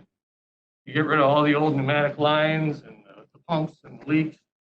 You can go to VDC and again, it saves energy. And again, a potential standalone project without contractor markup. You assign that work to the HVAC contractor, I guarantee you there's HVAC markup. Those water systems are similar. Plumbing can be a prime contract. And we've got some items to upgrade there. There's hard water and manganese according to the report. We'd upgrade your water heaters to get high efficiency water heaters in there. Again, there was some potential low pressure issues. We look at, what's causing that is the way the building's piped now. Can it just be repiped, or does a booster pump need to be added? And then down in your boiler room, you've got some piping that's going up right next to an electrical panel right now, and we all know water and electricity don't always work real well together. And then we're also looking at add sprinklers to the system, how that plays into the building. $5 a square foot, we believe will do it. We may or may not need a fire pump, which pushes that water through your building, depends on water pressure. But this level of remodeling that you're contemplating will require sprinkler. So one possible scenario is to do a performance spec for the fire protection system and just get it done. You don't necessarily have to have that. You could, but you don't necessarily have to have that in a contractor's bundle. Fire alarm is kind of similar. It could be a standalone contract. Power work would certainly, there's a difference between line voltage and low voltage. I think everyone knows. We're talking here primarily about low voltage fire alarm system and line voltage electrical work. Upgrading of the generator, upgrading of your general electrical distribution. A lot of times parts get hard to find when equipment gets this old. So it's just, again, it's a maintenance item that will help out your maintenance crew. And then lighting and controls. Again, with the new lighting, you're saving a lot of energy just in the amount of watts being put into your building. You can get better control, occupancy occupancy sensors, daylighting, things like that. We do quite a bit of PoE, power over Ethernet lighting. And so for an example, in a room like this, we'd have a control panel on the wall. The lights along the perimeter would be, they're all network drops. None of them actually plug in. We don't need an electrician anymore. And all of the ones along the window wall would sense the ambient daylight and would be controlled differently than these right above us. So we've done a lot of that. We've done courtroom remodelings and a wide variety for Washington County and Waupaca County. So that data cabling thing, here's our idea how to save money and yet achieve the goal. The problem is that computer over there, or that one right there, has difficulty on Cat5e with bandwidth, and it doesn't get the video concurrent with the audio. That's the problem. However, if we change the WAPs, Wi-Fi access points, to 6A, and that computer then is reading both what it comes from its port and what it comes off the Wi-Fi, you can change that bandwidth a lot, from 100 megahertz to 500 megahertz. That means we would not change even one linear foot of 5E cabling that's in this building. We would add 6A. All right, this is just a summary sheet. Oops, can't see what's on the bottom there, but that's okay. Under here it says 6.7 million. So this does not have the remodeling in it. So it really depends on the remodeling if we can make that 5 million. But you can see that our ideas here that we just went through all of these add up to 4.4. And that compares to what Wold told you was 6.7. Okay, so I know you're interested in should or shouldn't this be a combined project? And if it should, why? So there are some things for you to bear in mind as you're hearing these interviews today. By the way, I didn't wear my sport coat because I figured today you'd see enough sport jackets that more than you do at your nephew's wedding. So I just decided to go this way. Anyway, construction costs are going up. I'll show you on a slide in a minute that defends that idea.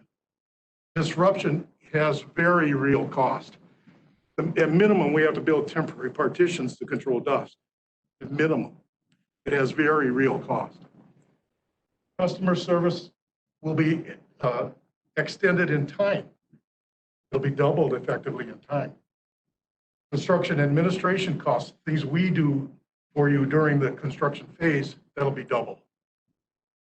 Ceiling coordination, we'll probably have to remove a good share of ceilings twice, and there isn't anybody that I know that likes rework.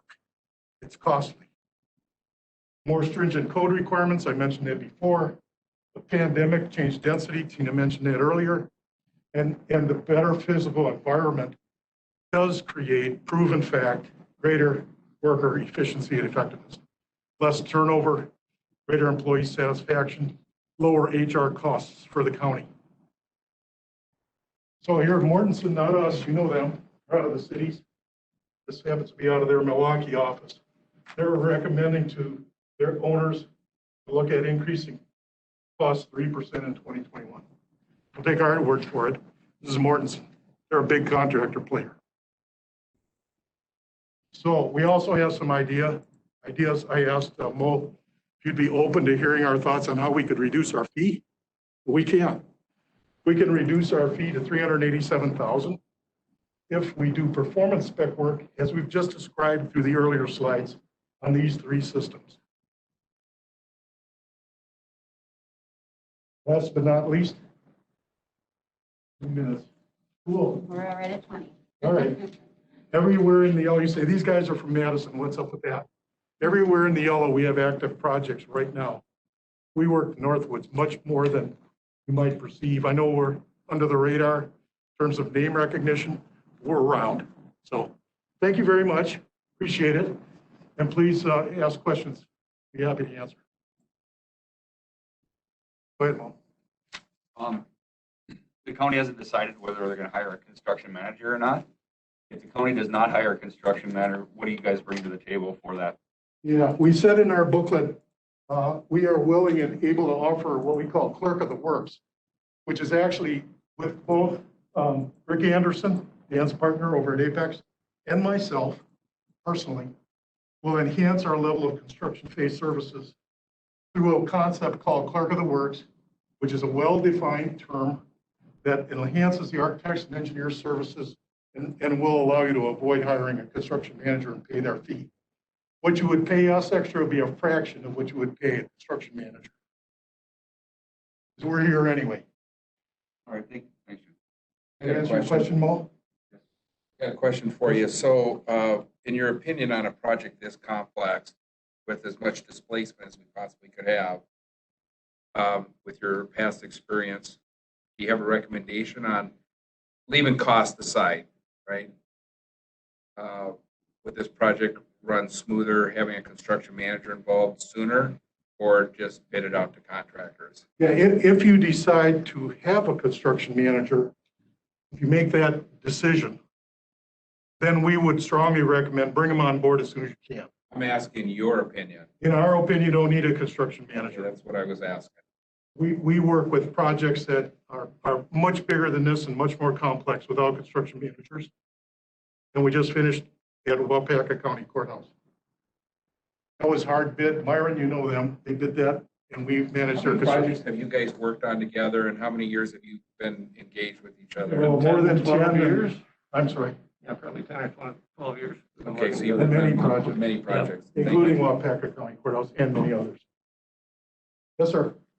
You make reference in several of these areas to a standalone primary contract. Standalone. Would you want to elaborate on that? Sure. A little bit? Is that a key part of what you're doing on the costing? Well, it can be. I mean, it's your decision ultimately. What that means is Mo knows how to arrange for a roofer to take that job on without a general contractor. He knows how to do that. He's done that for a living. We would provide him the necessary technical information to support that, work together to get the spec right so that he's bidding it in the public market as he's required to, because it's more than $25,000 worth of work. We'll help him with that spec, there's no reason to pay a general contractor markup on that. And so what we're proposing is there are several things that will work with you and Mo and Rod to consider putting into that category. Let me ask you a follow-up with Mike's question like that. So when you explain it like that, so we have a standalone roof contract, let's just hypothetically say you're not going to put a new roof on until this work's all done because you're going to have maybe some new penetrations, correct? Possibly. Right now, we're not, this is Dan's area, but, you know, people accuse me of being an engineer on occasion. Sorry, Are Dan. there any new penetrations going to go in and out of this building with this scope of work? Yeah, there could be. So my question would be as, you know, as an owner, you know, conflicts I see a little bit with those ideas, which I get it. If we need a new roof, Mo can send out an RFP, get a new roof put on. All the boots, the jackets, all the penetrations get done. We're putting new penetrations through this envelope, sideways, up, however you're doing it. What's the risk of us and the cost? So now we're gonna have to put penetrations through, do temporary patches, and then, you know, we're gonna have, you know, just, and those things can happen. Yeah, they can. I know I like your approach to say how simple it is, but can you also tell us what's the problems? Sure, two key things. Number one, we would not here, or ever if we can avoid it, propose rooftop air handling units. Bad idea, not in our climate. So we're not putting duct penetrations through a roof ever, anywhere. Second, when you think then about ducted systems, the only thing that goes through a roof is an exhaust fan. Okay, if we don't change the magnitude of the toilet rooms, we're not going to change the exhaust fans. So are we going to change, are there going to be plumbing vents, waste vents with boots? If we don't change the toilet rooms, we won't be changing any plumbing vents. He's right, there can be, but we would also work with Mo to time that so that if there are penetrations or openings that have to be anticipated by the roofing contractor, we'll know that before we have that contractor do their work. The reason I bring it up is, I know it sounds good to us, the presentation, but reality is that sometimes some of these phases, just why we're looking at this A&E idea of how far do we go, how far do we not, where's the overlap, how do we get the most bang for our buck? What I'd be concerned about a little bit is having these standalone projects is that we would have some things taken down and put back, and we may have some upfront construction costs that might have to anticipate some of those. Let me answer by saying this. We have not had the benefit of working together yet. And you'll come to understand that my strategy is people not just think at times that I'm an engineer, they think I'm a CM. And I have had enough, you know, I've been doing this for a long, long time. I've had enough experience to be able to anticipate the kinds of things you're talking about and reflect them into design from the very get-go. Just you have to take a little bit of leap of faith. I'm sure that's true. Yeah, no, I understand. But the experience that we've had tells us we can get this job done that way. We did the Waupaca County Courthouse re-roofing independent of the remodeling on the top floor. Sure. No change orders, no problems. Okay. They have a little faith. Ma'am. Yeah, I just have a question with items that are being broke out in standalone. I just want to make sure I understand this correctly. The roofing, for example, you would give Mo the what was needed. That's still subject to a competitive bidding process. Absolutely. Then with contractors, and the county then would be the one going out for the bids on each one of these standalone items. That's exactly right. Good example. And so again, as opposed to the general contractor having a roofing subcontractor under the general's contract, county would have a contract directly with the roofer. Save the markup. No change in the supervision of their activities. We'll watch them like a hawk. No change in the quality of their product or installation. We'll control that spec. We'll give it to Mo. Yes, sir. So if you're acting as the CM then, In effect. right, in effect, why wouldn't you be putting these out? We will. For bid? Well, we will. Okay, so then we wouldn't be putting together this RFP, Yeah, Mo and I. What It would be you guys. you need to understand is it's a bit of a misnomer. We'll prepare the ad for bids and get it out on the market, but it's your ad for bids anyway. It is. So we're just administering. So you're just transferring that responsibility to administer that properly to me. What do We you, do it what all are you the gonna, time. you talked about, that's the clerk of. Clerk of the Works? No, even if you didn't hire us for clerk of the works, we No, do but that during the no, design. let's just phase. say we did. Okay, What's, that's not in your proposal here, what that fee would be. it's not in that number you saw there. Right, what would be a general, is there a general rule of thumb? I think we gave most some numbers on that. I think it was on the order of $50,000. Oh, it's a straight flat fee. Yeah, we like to work at flat fees regardless. So what is that percentage of the project then? What would that? Half of one or something like that. 0.5%? Yeah, something like that. Sure, okay. 40,000, I can't remember them all. Honestly, I should have looked at that number before I came. It's in your paperwork.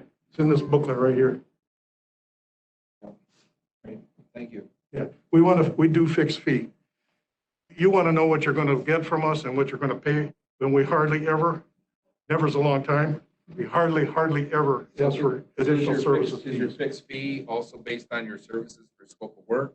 We know what the scope of work But is. what if the scope of work, you said, hey, I can reduce scope of work, your fee stays the Our fee same? will go down. Oh, so it is based on the percentage? No, it's not a percentage. It's based on the tasks that we have to do. How do you And if you identify say, that? we don't need this room remodeling, we're going to use it just like it is, we'll give you a fee credit. So it's just, you'll just make that decision based on scope of work once it's decided? Yeah, we'll work together. We'll work Excuse me, together. The number of hours we would save. Gotcha, okay. Yeah, we'll work together and say, okay, Jim, Paul will say, Jim, there's interest in identifying and isolating a fee just for this room, which we're going to take out of the scope. What's the savings? And I'll tell him after I talk to Dan. I'm good. I've talked kind of fast. I'm out of breath. I don't normally behave this way, but at 20 minutes, I'll be under the gun. I asked a question of prior presenters on lead certification. Lead certification? If you want to make any general comments. Yeah, general comments about lead certification. We have lead APs, accredited professionals, on staff.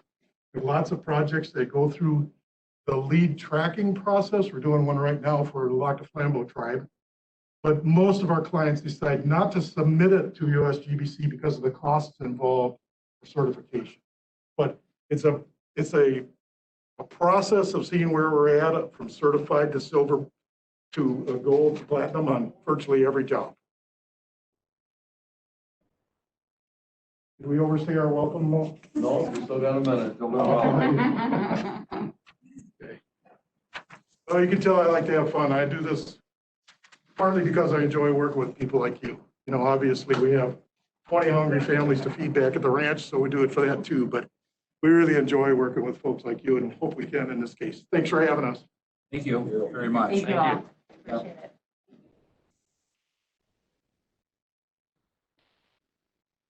Get her. Are we done? We're almost there. We got one more after lunch. Oh, after lunch, okay. Unless you guys need to keep it. Thanks again. Yeah, You have a copy. Enjoy your day. yeah, thank you. We have a copy. Yeah. Yeah.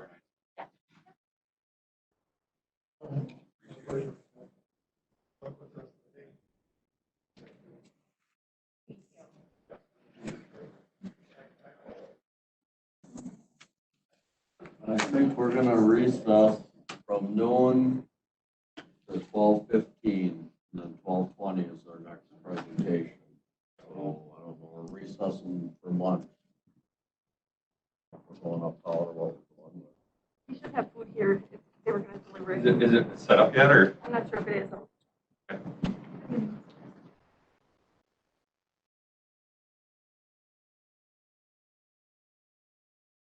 Public. I would not talk about presentations you've seen yet, because you're not in a meeting. So we You're not motion to official. recess, or does it matter? I'm just warning you just to, Don't talk just about don't talk everything. about it. Sure. All right. Yeah. Mr. Chair, we're back on and unmuted, sir. Next one starts at what time? 12:20? 12:20 on that? Yep. Okay, so we're ready to go.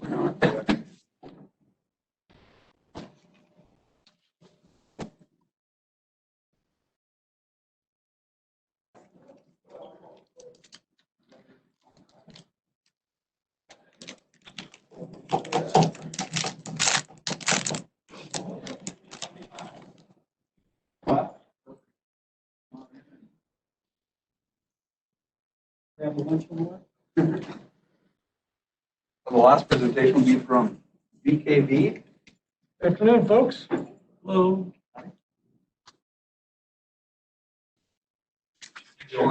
Should be the only file on there, Chad. Hopefully. And then you can advance the screen by pushing one of the two arrows back. We're sitting here. I think we just stand. So Henry, you're going to be doing a lot of talking. Yeah. We're strategizing. This is the team in action. I'm just telling.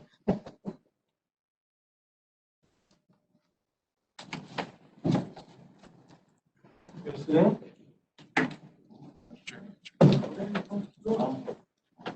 Give me 1 second there. Sure.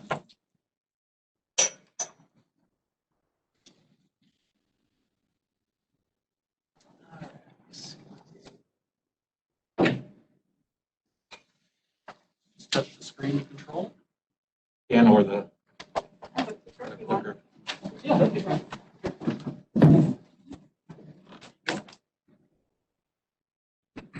Whenever, once we get this up and running, whenever, I know you've been through a lot today and you've heard a lot of information, so whenever all of you are ready, we'll get going. And I think just know just a little bit of Russ, a little bit.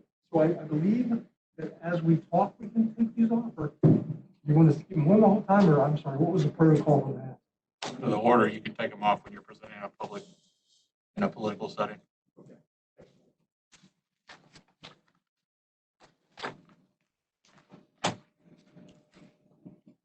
Are you ready?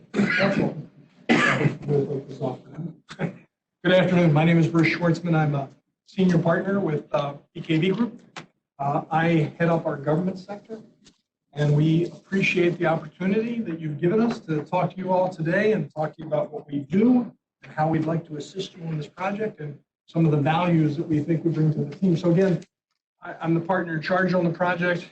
Got over 40 years of experience doing government projects, primarily in the Midwest, but I've done some around other areas as well. Henry Pittner is our lead project manager.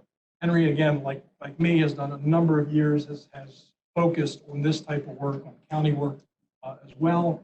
And then we also brought with us our lead mechanical engineer, Mike Dugan. Mike is phenomenal. We've worked with a number of projects that are very specific to what you're looking at as well in these potential projects.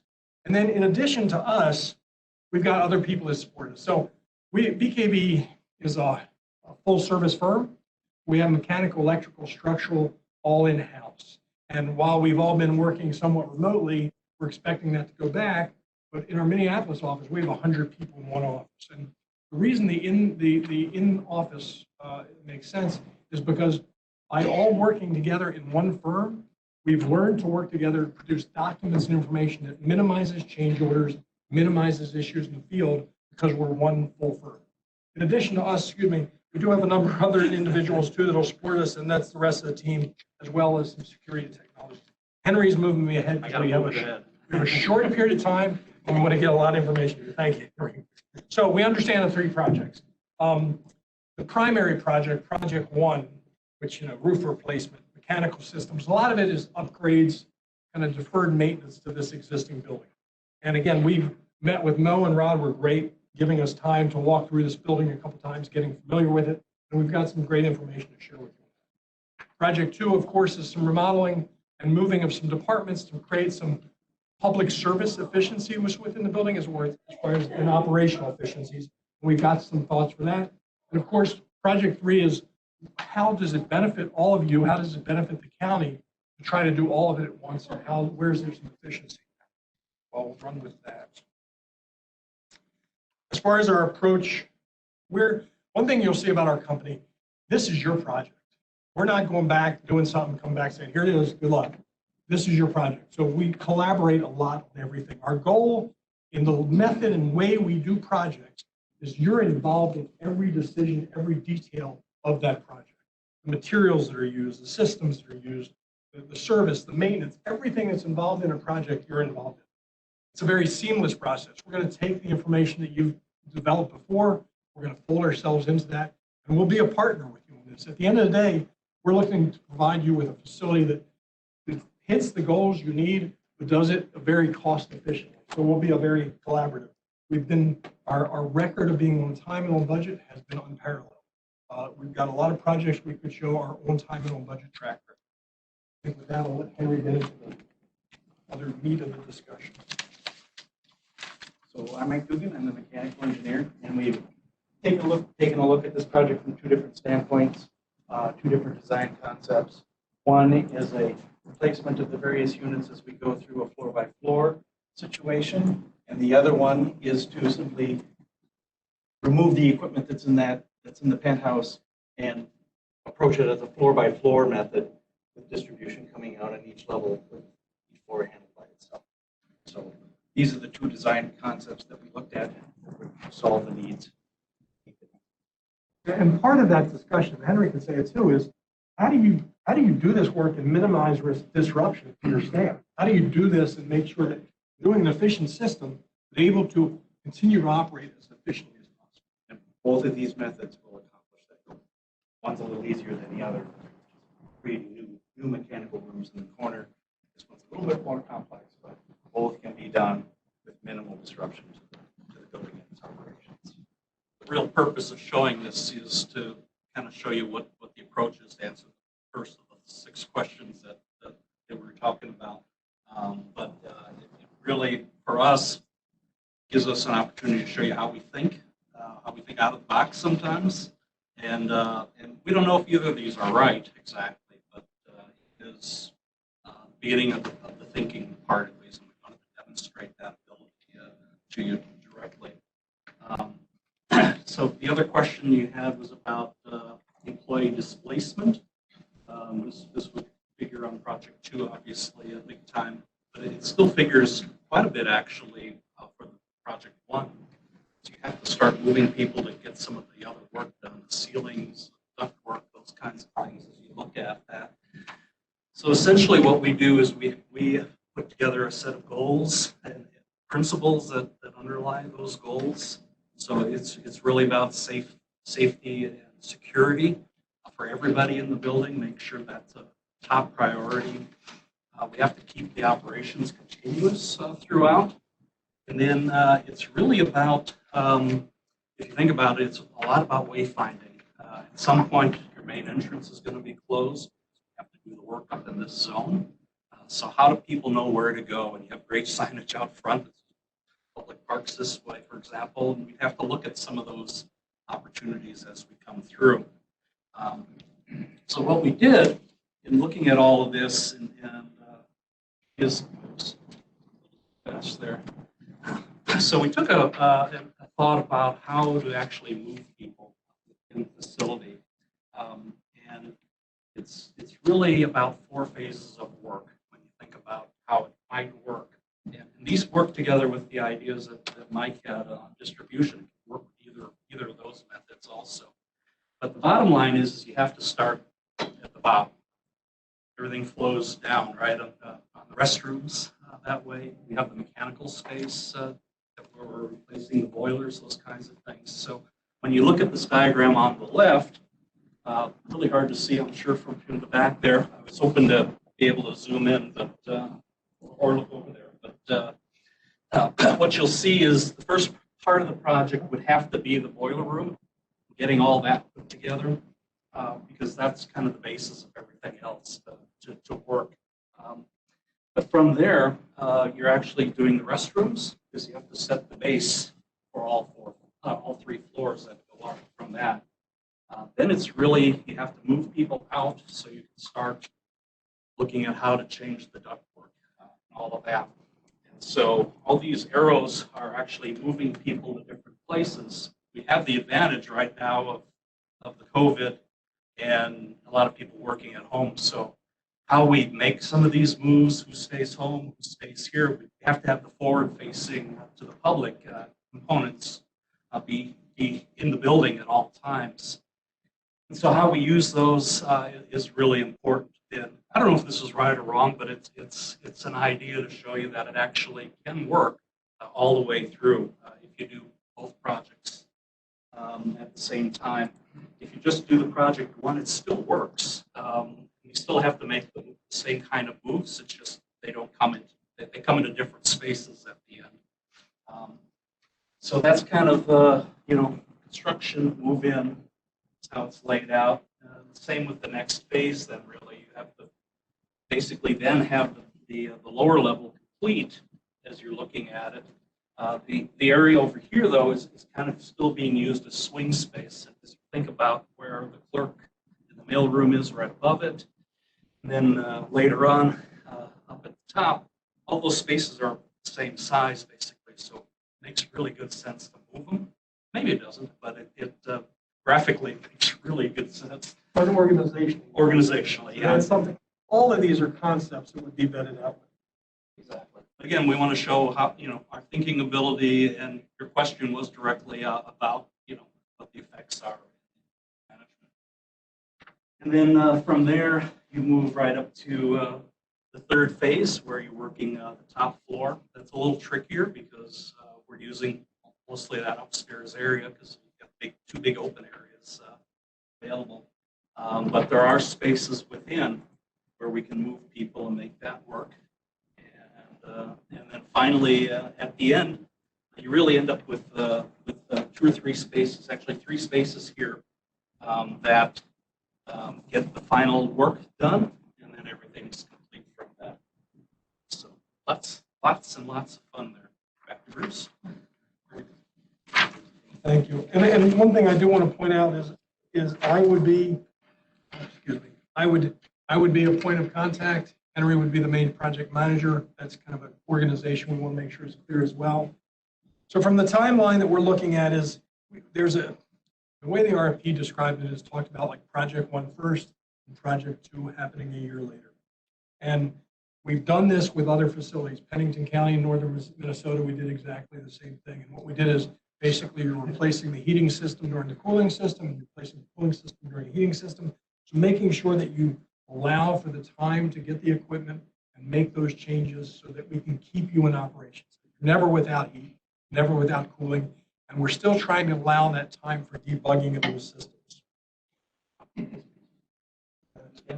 Yeah, basically it's just a schedule. And this, as Bruce is alluding to, the schedule is driven by lead times and project scheduling. And so we have to work around certain lead times, which are presently, because of COVID, are being driven a little longer than normal. So it takes about 8 to 12 weeks to get air handling units, and it takes about 15 to 18 weeks to get people. So planning the start and stop of certain work.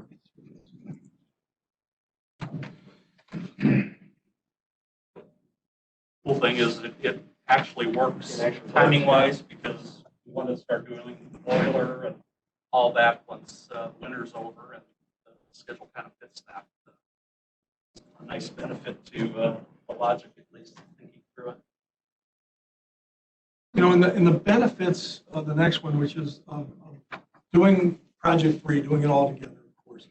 So if you only do project 1 and you put in all this new mechanical systems and all this new distribution systems, you still have to address the ADA bathrooms and things like this, elevator and stairs.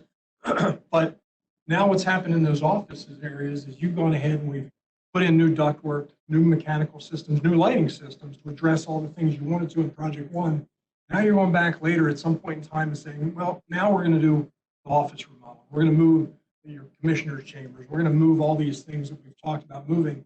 Now you've got to go back in those spaces where you've currently completed all this new work and go back and redo that work. So you're unfortunately spending good money, already on things you've done and increasing the cost. So by doing it all as one project, it's much more efficient. When we're doing the planning and coordination and organization of both projects 1 and 2, we're doing it together and getting it done.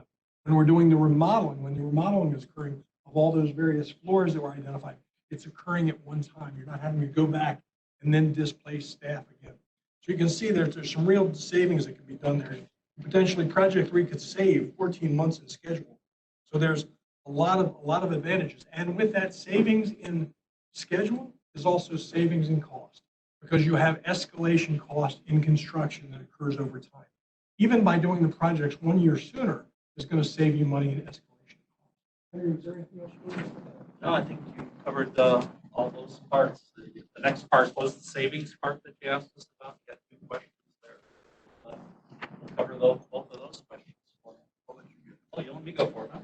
Cool. You take a breath. There you go.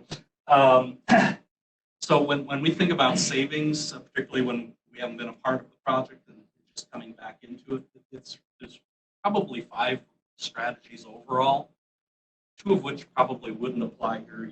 Reducing the scope of the project and the size of things like that. So what we really are looking at are the three ones that are left: incentives, complexity, and construction time. Bruce just mentioned how the construction time helps with all of that, but we'll go through each one of those, give you an idea of what we're thinking about. So the first part of it is incentives.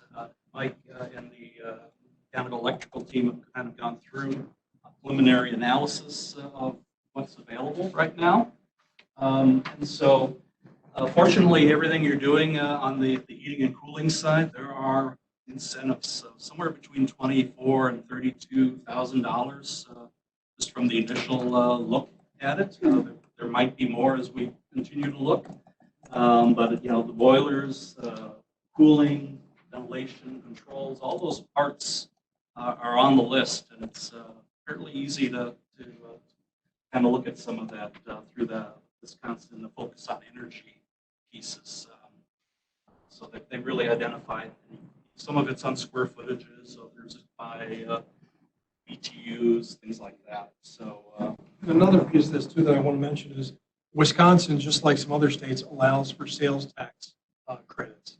So that would be something we're looking at as well. We did an $8 million project a few years ago that ended up being $250,000 of savings based on tax credits. So material tax credit would be something we'd be looking at for your project to try to save some money. So then the next part was really about how do you actually combine projects and save some money. How would you do that? So for us, it's we think kind of working on a floor-by-floor basis, we were showing is the right way to go. You could split the floors in pieces, perhaps, and make it work there, but the efficiency of doing the whole floor at the same time as you're doing ceilings and ductwork and fixing the doors and things like that, there's having people actually in the total space makes the sequence of work easier. The contractors also have continuous access to all the parts instead of walking through some of the public spaces, things like that. When you think about the code authority and having to look at what they're doing on floor-by-floor basis and improving those floors for occupancy, so you can get it back in, makes it a lot easier for them too. And then think about the startups of every floor and all the mechanical systems, the data, all of that. You want to be sure each of those parts and pieces are all interconnected. So that's all about reducing complexity in the project. The second part of that really is there's less disruption to people because you're taking a whole floor out, you're moving people, you're putting them in swing spaces that will identify as a team together, but it ends up being safer for everybody because they're not in the way of construction. And a little known piece on dust, and it travels everywhere, but you can control it a whole lot better if you're doing it by floor. And then, as Bruce mentioned, with the construction time, it's putting everything together in one. Architecturally, it doesn't increase our time. Our documents, we showed it that it takes the same time as project one to include project 2 pieces. You mentioned the escalation. We're estimating that's between 8 and 12% of the $2 million so that you identified for project 2. So that's a pretty good savings there. With the reduction of clarity, or with the not the reduction, but the actual clarity of how we're putting the project together for the bidders, they can see on a floor-by-floor basis, which then means complexity is out of their way. They don't have to figure out a whole lot of things, which means there's less cost there. So that'd be a pretty good size savings there. And then, I think earlier in this, Bruce mentioned, if you have to come back in project 2, a lot of your spaces won't be set up appropriately for the new functions that you've identified. So we'd have to go back into the ceilings, disrupt whoever's in that space now, move them, change the ductwork again to get to the new arrangements that are available for that, and then do all the other moves. So there's, again, complexity and reducing the time is kind of critical to all of that. Excellent. So, Got it. good job, Henry. So 2 minutes. we try to be really quick on this. As you know, it's an exciting project, and we look forward to the opportunity to assist you. But we want to make sure there's time for your questions, and be glad to address them. The county hasn't decided whether they're going to use a construction manager or self-perform. What do you guys bring for that if we don't hire a construction manager?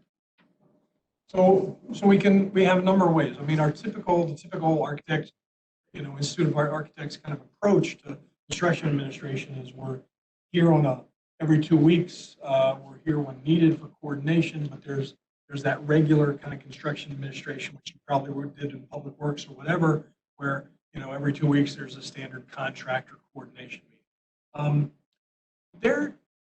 So I think if you don't do a CM approach, which we've seen benefits of that, of the CM approach versus a general contractor, I think the start of the project is critical.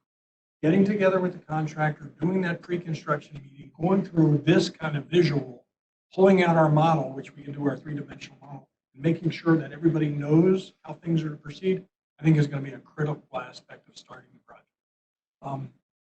We'll be here when needed. Our firm doesn't believe that we say we got 30 construction meetings during the portion of the project. We're here when needed. I'm not that far away. I'm an hour away at the most. Me being here when needed is not a big deal. Closer in the summer when I can ride my motorcycles even better. You'll come more often. But I think hopefully that answers kind of where you're going. But we'll come as needed. But I think getting a good start to the project is going to be critical. Yeah, I think 2 other things to add to that. Before we get to the contractor part, if you're still trying to make a decision on a construction manager versus standard bidding, we can help you through that process. Help write the RFPs, do that kind of stuff for you also. So we have that. We've done that a lot actually for a lot of our clients. If you decide to go with a standard design, bid, and then build, as you do it, I think what we were showing you earlier on the screen, and that critical thinking, and then how to lay out the project so it isn't complex and it makes perfect sense to the bidders. I think that's our strongest suit because normally we do this with the construction managers. We look at the parts and the pieces and go back and forth on how we look at the project and things that we can do on the design side and put together with them. But we have the capability to think it through. They may change it when they come on board as a general contractor. May tweak it a little bit, do things, but I think we can do the holistic thinking that needs to be done for the project. It seems so simple, but it's super complex with all the moves and the things that you have to do. And in the projects we're doing in South Dakota, Illinois, Michigan, Minnesota, all of these projects we're doing right now, we've actually sat down with the counties and said, what practice do you want to, what you think you want to do? We've gone through pros and cons of each. We'd be glad to kind of help you with that too. Follow up. I'm going to follow up on the construction manager piece a little bit more with you then too. You said there's some advantages. So one would be explain what the advantages are as far as, is it a financial thing? Is it just a coordination thing, the displacement issue? And then part of that same question would be, do you have a recommendation regardless, because most of us have never been involved in projects like this on the county board. So, to just leave it up to us to say, oh, you guys decide. I'd like some of the other supervisors to understand why you would recommend a construction manager versus just putting out the bid for a contractor, because there's a lot of construction managers that self-perform. That one day they can call themselves a general, and the next day they call themselves a construction manager. And can you just, to me, that's very important. And when do you bring the construction manager in to the project? If we're going to consider that, when do you recommend we make that decision by? So good questions. So the construction manager approach versus general contractor. So general contractor, when you think about it, they get awarded the project based on low bid. It's pretty much how they get awarded. Typically, they'll bid the project, we'll look at the bids, we'll evaluate them, make sure they qualify, get it based. General contractor then is looking for opportunities all throughout that project to ask for change. Now you change this outlet, that outlet, you didn't want it on that wall, you want it on that wall. It's another $400. So I'm going to stop you while you say that. So I'm going to engage you on this. So if you're a construction manager, you're saying the electrician doesn't do that to you either? No, we're saying, so when you talked about engaging early. Yeah. So here's where the difference is in my opinion. Sure. Construction managers, first off, they typically start early. Like if you were to award this project to us, as we got the kickoff going and talked about the project and what the project consists of, one of the topics and one of the things that will be important to discuss and make sure we understand is which process you want to go with. And we will go through the pros and cons and how you execute it. Another thing that's important that you brought up, so bringing them on early helps to coordinate some of that. Now, not that it guarantees that you're not going to have some cost later on, but it helps to minimize some of that cost. In my opinion, it helps to minimize it. Because unlike a GC, construction manager gets nothing additionally unless the project is delayed. They're not getting a percentage of the change. So a construction manager has their set contract. They're getting paid for general conditions to be on the site, but they're not getting paid on change orders. So they have a less of an incentive. They're not looking to create change orders. If anything, they're another partner to the county to battle on your behalf that knows. So you're saying if the county, say, for example, when we did our project across the street, we had a couple $1 million in contingency. Are you saying, and we used it all up, that construction manager got a percentage of that contingency money when it was gone? Really? I don't believe it unless I'm wrong, but if we have a budget of $8 million or $7 million or $5 million, and out of that $5 million, there's $500,000 put away as contingency money. That's not If it all gets used up, that construction manager's percentage, he doesn't. But you have to write the contract. Oh, okay. Well, that's good to hear. So if you establish, okay, they have a set fee. Right? Sure. They do a percentage of the construction. Sure. Somewhere like 1.5% to 3%, somewhere like that, right? They got the general conditions, porta potties and cleaning the site, all that good stuff, right? But then the contingency, there's two contingencies. One is construction manager. If you're doing it at risk, they would have their own because they're risking something by giving you a guaranteed price at the time, right? And then there's the owner's contingency. They have no right to your owner's contingency because you're in control of that. If you wanted to move a door, it costs $1,000 to move the door out of your contingency because you made a decision that way. If there's something that wasn't coordinated between the subcontractors, for example, let's say they forgot to put the switches next to the door, that's all CM's issue. They duel it out amongst with their subcontractors, so you don't see that cost. Where on a general contractor, you'd see it.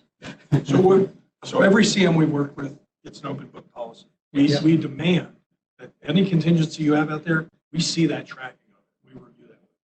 When it comes to the construction manager and their experience and qualifications, if we were to help you write an RFP, we would look for that. Because you're right. There's a lot of general contractors. They're looking for more work. And, oh, yep, I'm a construction manager today. So we look that they have a track record, and then we actually work with you to check references. So whatever direction you want to go, GC or CM, we'll support you. Do you have an opinion about it, though? We've had, it's interesting when you look, and it's not just it's something in this, not generally, but just a project like this, floor by floor, because I think that's going to be our big grapple when we're done with this process is, we're going to need to discuss that quickly. And I'd like to know if you guys, about this project specifically, should this be a construction manager project or should this be a GC? If you put me on the line right now, I'd say construction manager. Okay. Part of the reason is they're a third partner to the county. Sure. It comes in early, and they're looking over our stuff too. They're saying, hey, Mr. Architect, you missed this. You need to get it. They're extra arm for you. Another difference is we're in construction. They'll have a person on site every day, 5 days a week. They have a person. We've done a lot of general contractor jobs where their superintendent, their project managers are in there occasionally. When we have a project meeting, they'll stop in, they'll leave. You'll have somebody here constantly. So if something happens and they're working on something, and now somebody downstairs in Veteran Services says, I don't have my air conditioning. What's going on? Somebody here to start to address that immediately.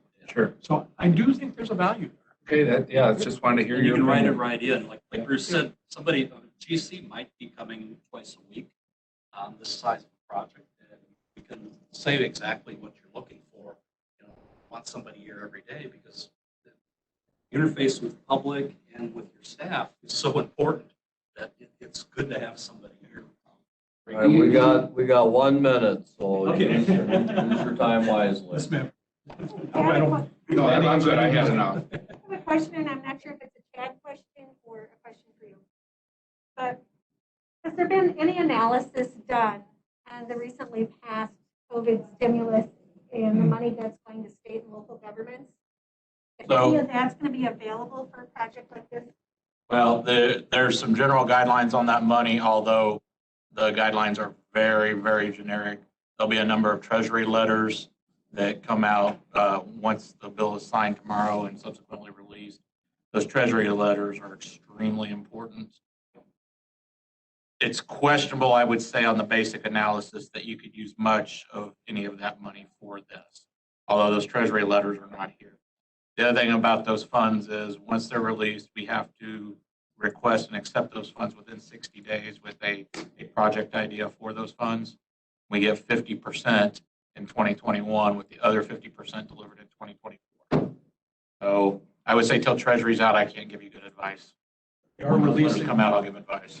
they are releasing out at 1.9 trillion, 350 billion are going to states around the Well, and we get 4.5, no, I'm sorry, we get 8.57 million, 50% in 2021 if we accept it all.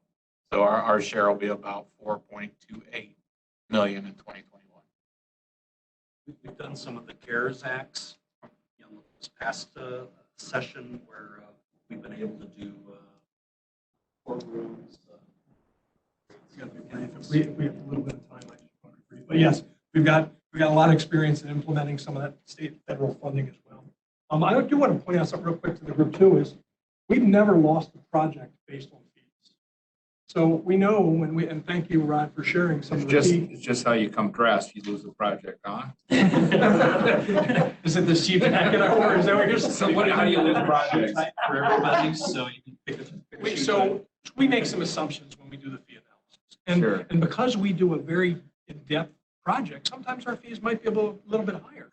So I just want to let you know that we've never lost a project based on fee. And if at the end of the day, you all said, you know, that BKV group seemed like we could be really workable, they do the project well for us, we have confidence in them.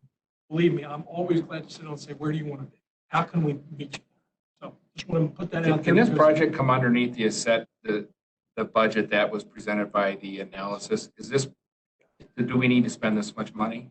I think there's some savings there. Okay. We think so. You know, and nothing against the company that did it. When you're doing a study, a lot of times you'll have contingencies in there just to make sure you're covered.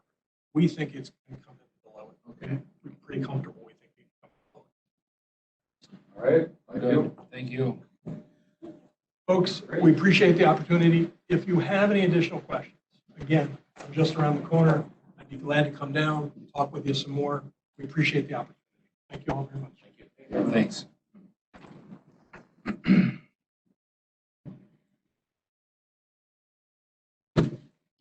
Going into the closed session for the discussion.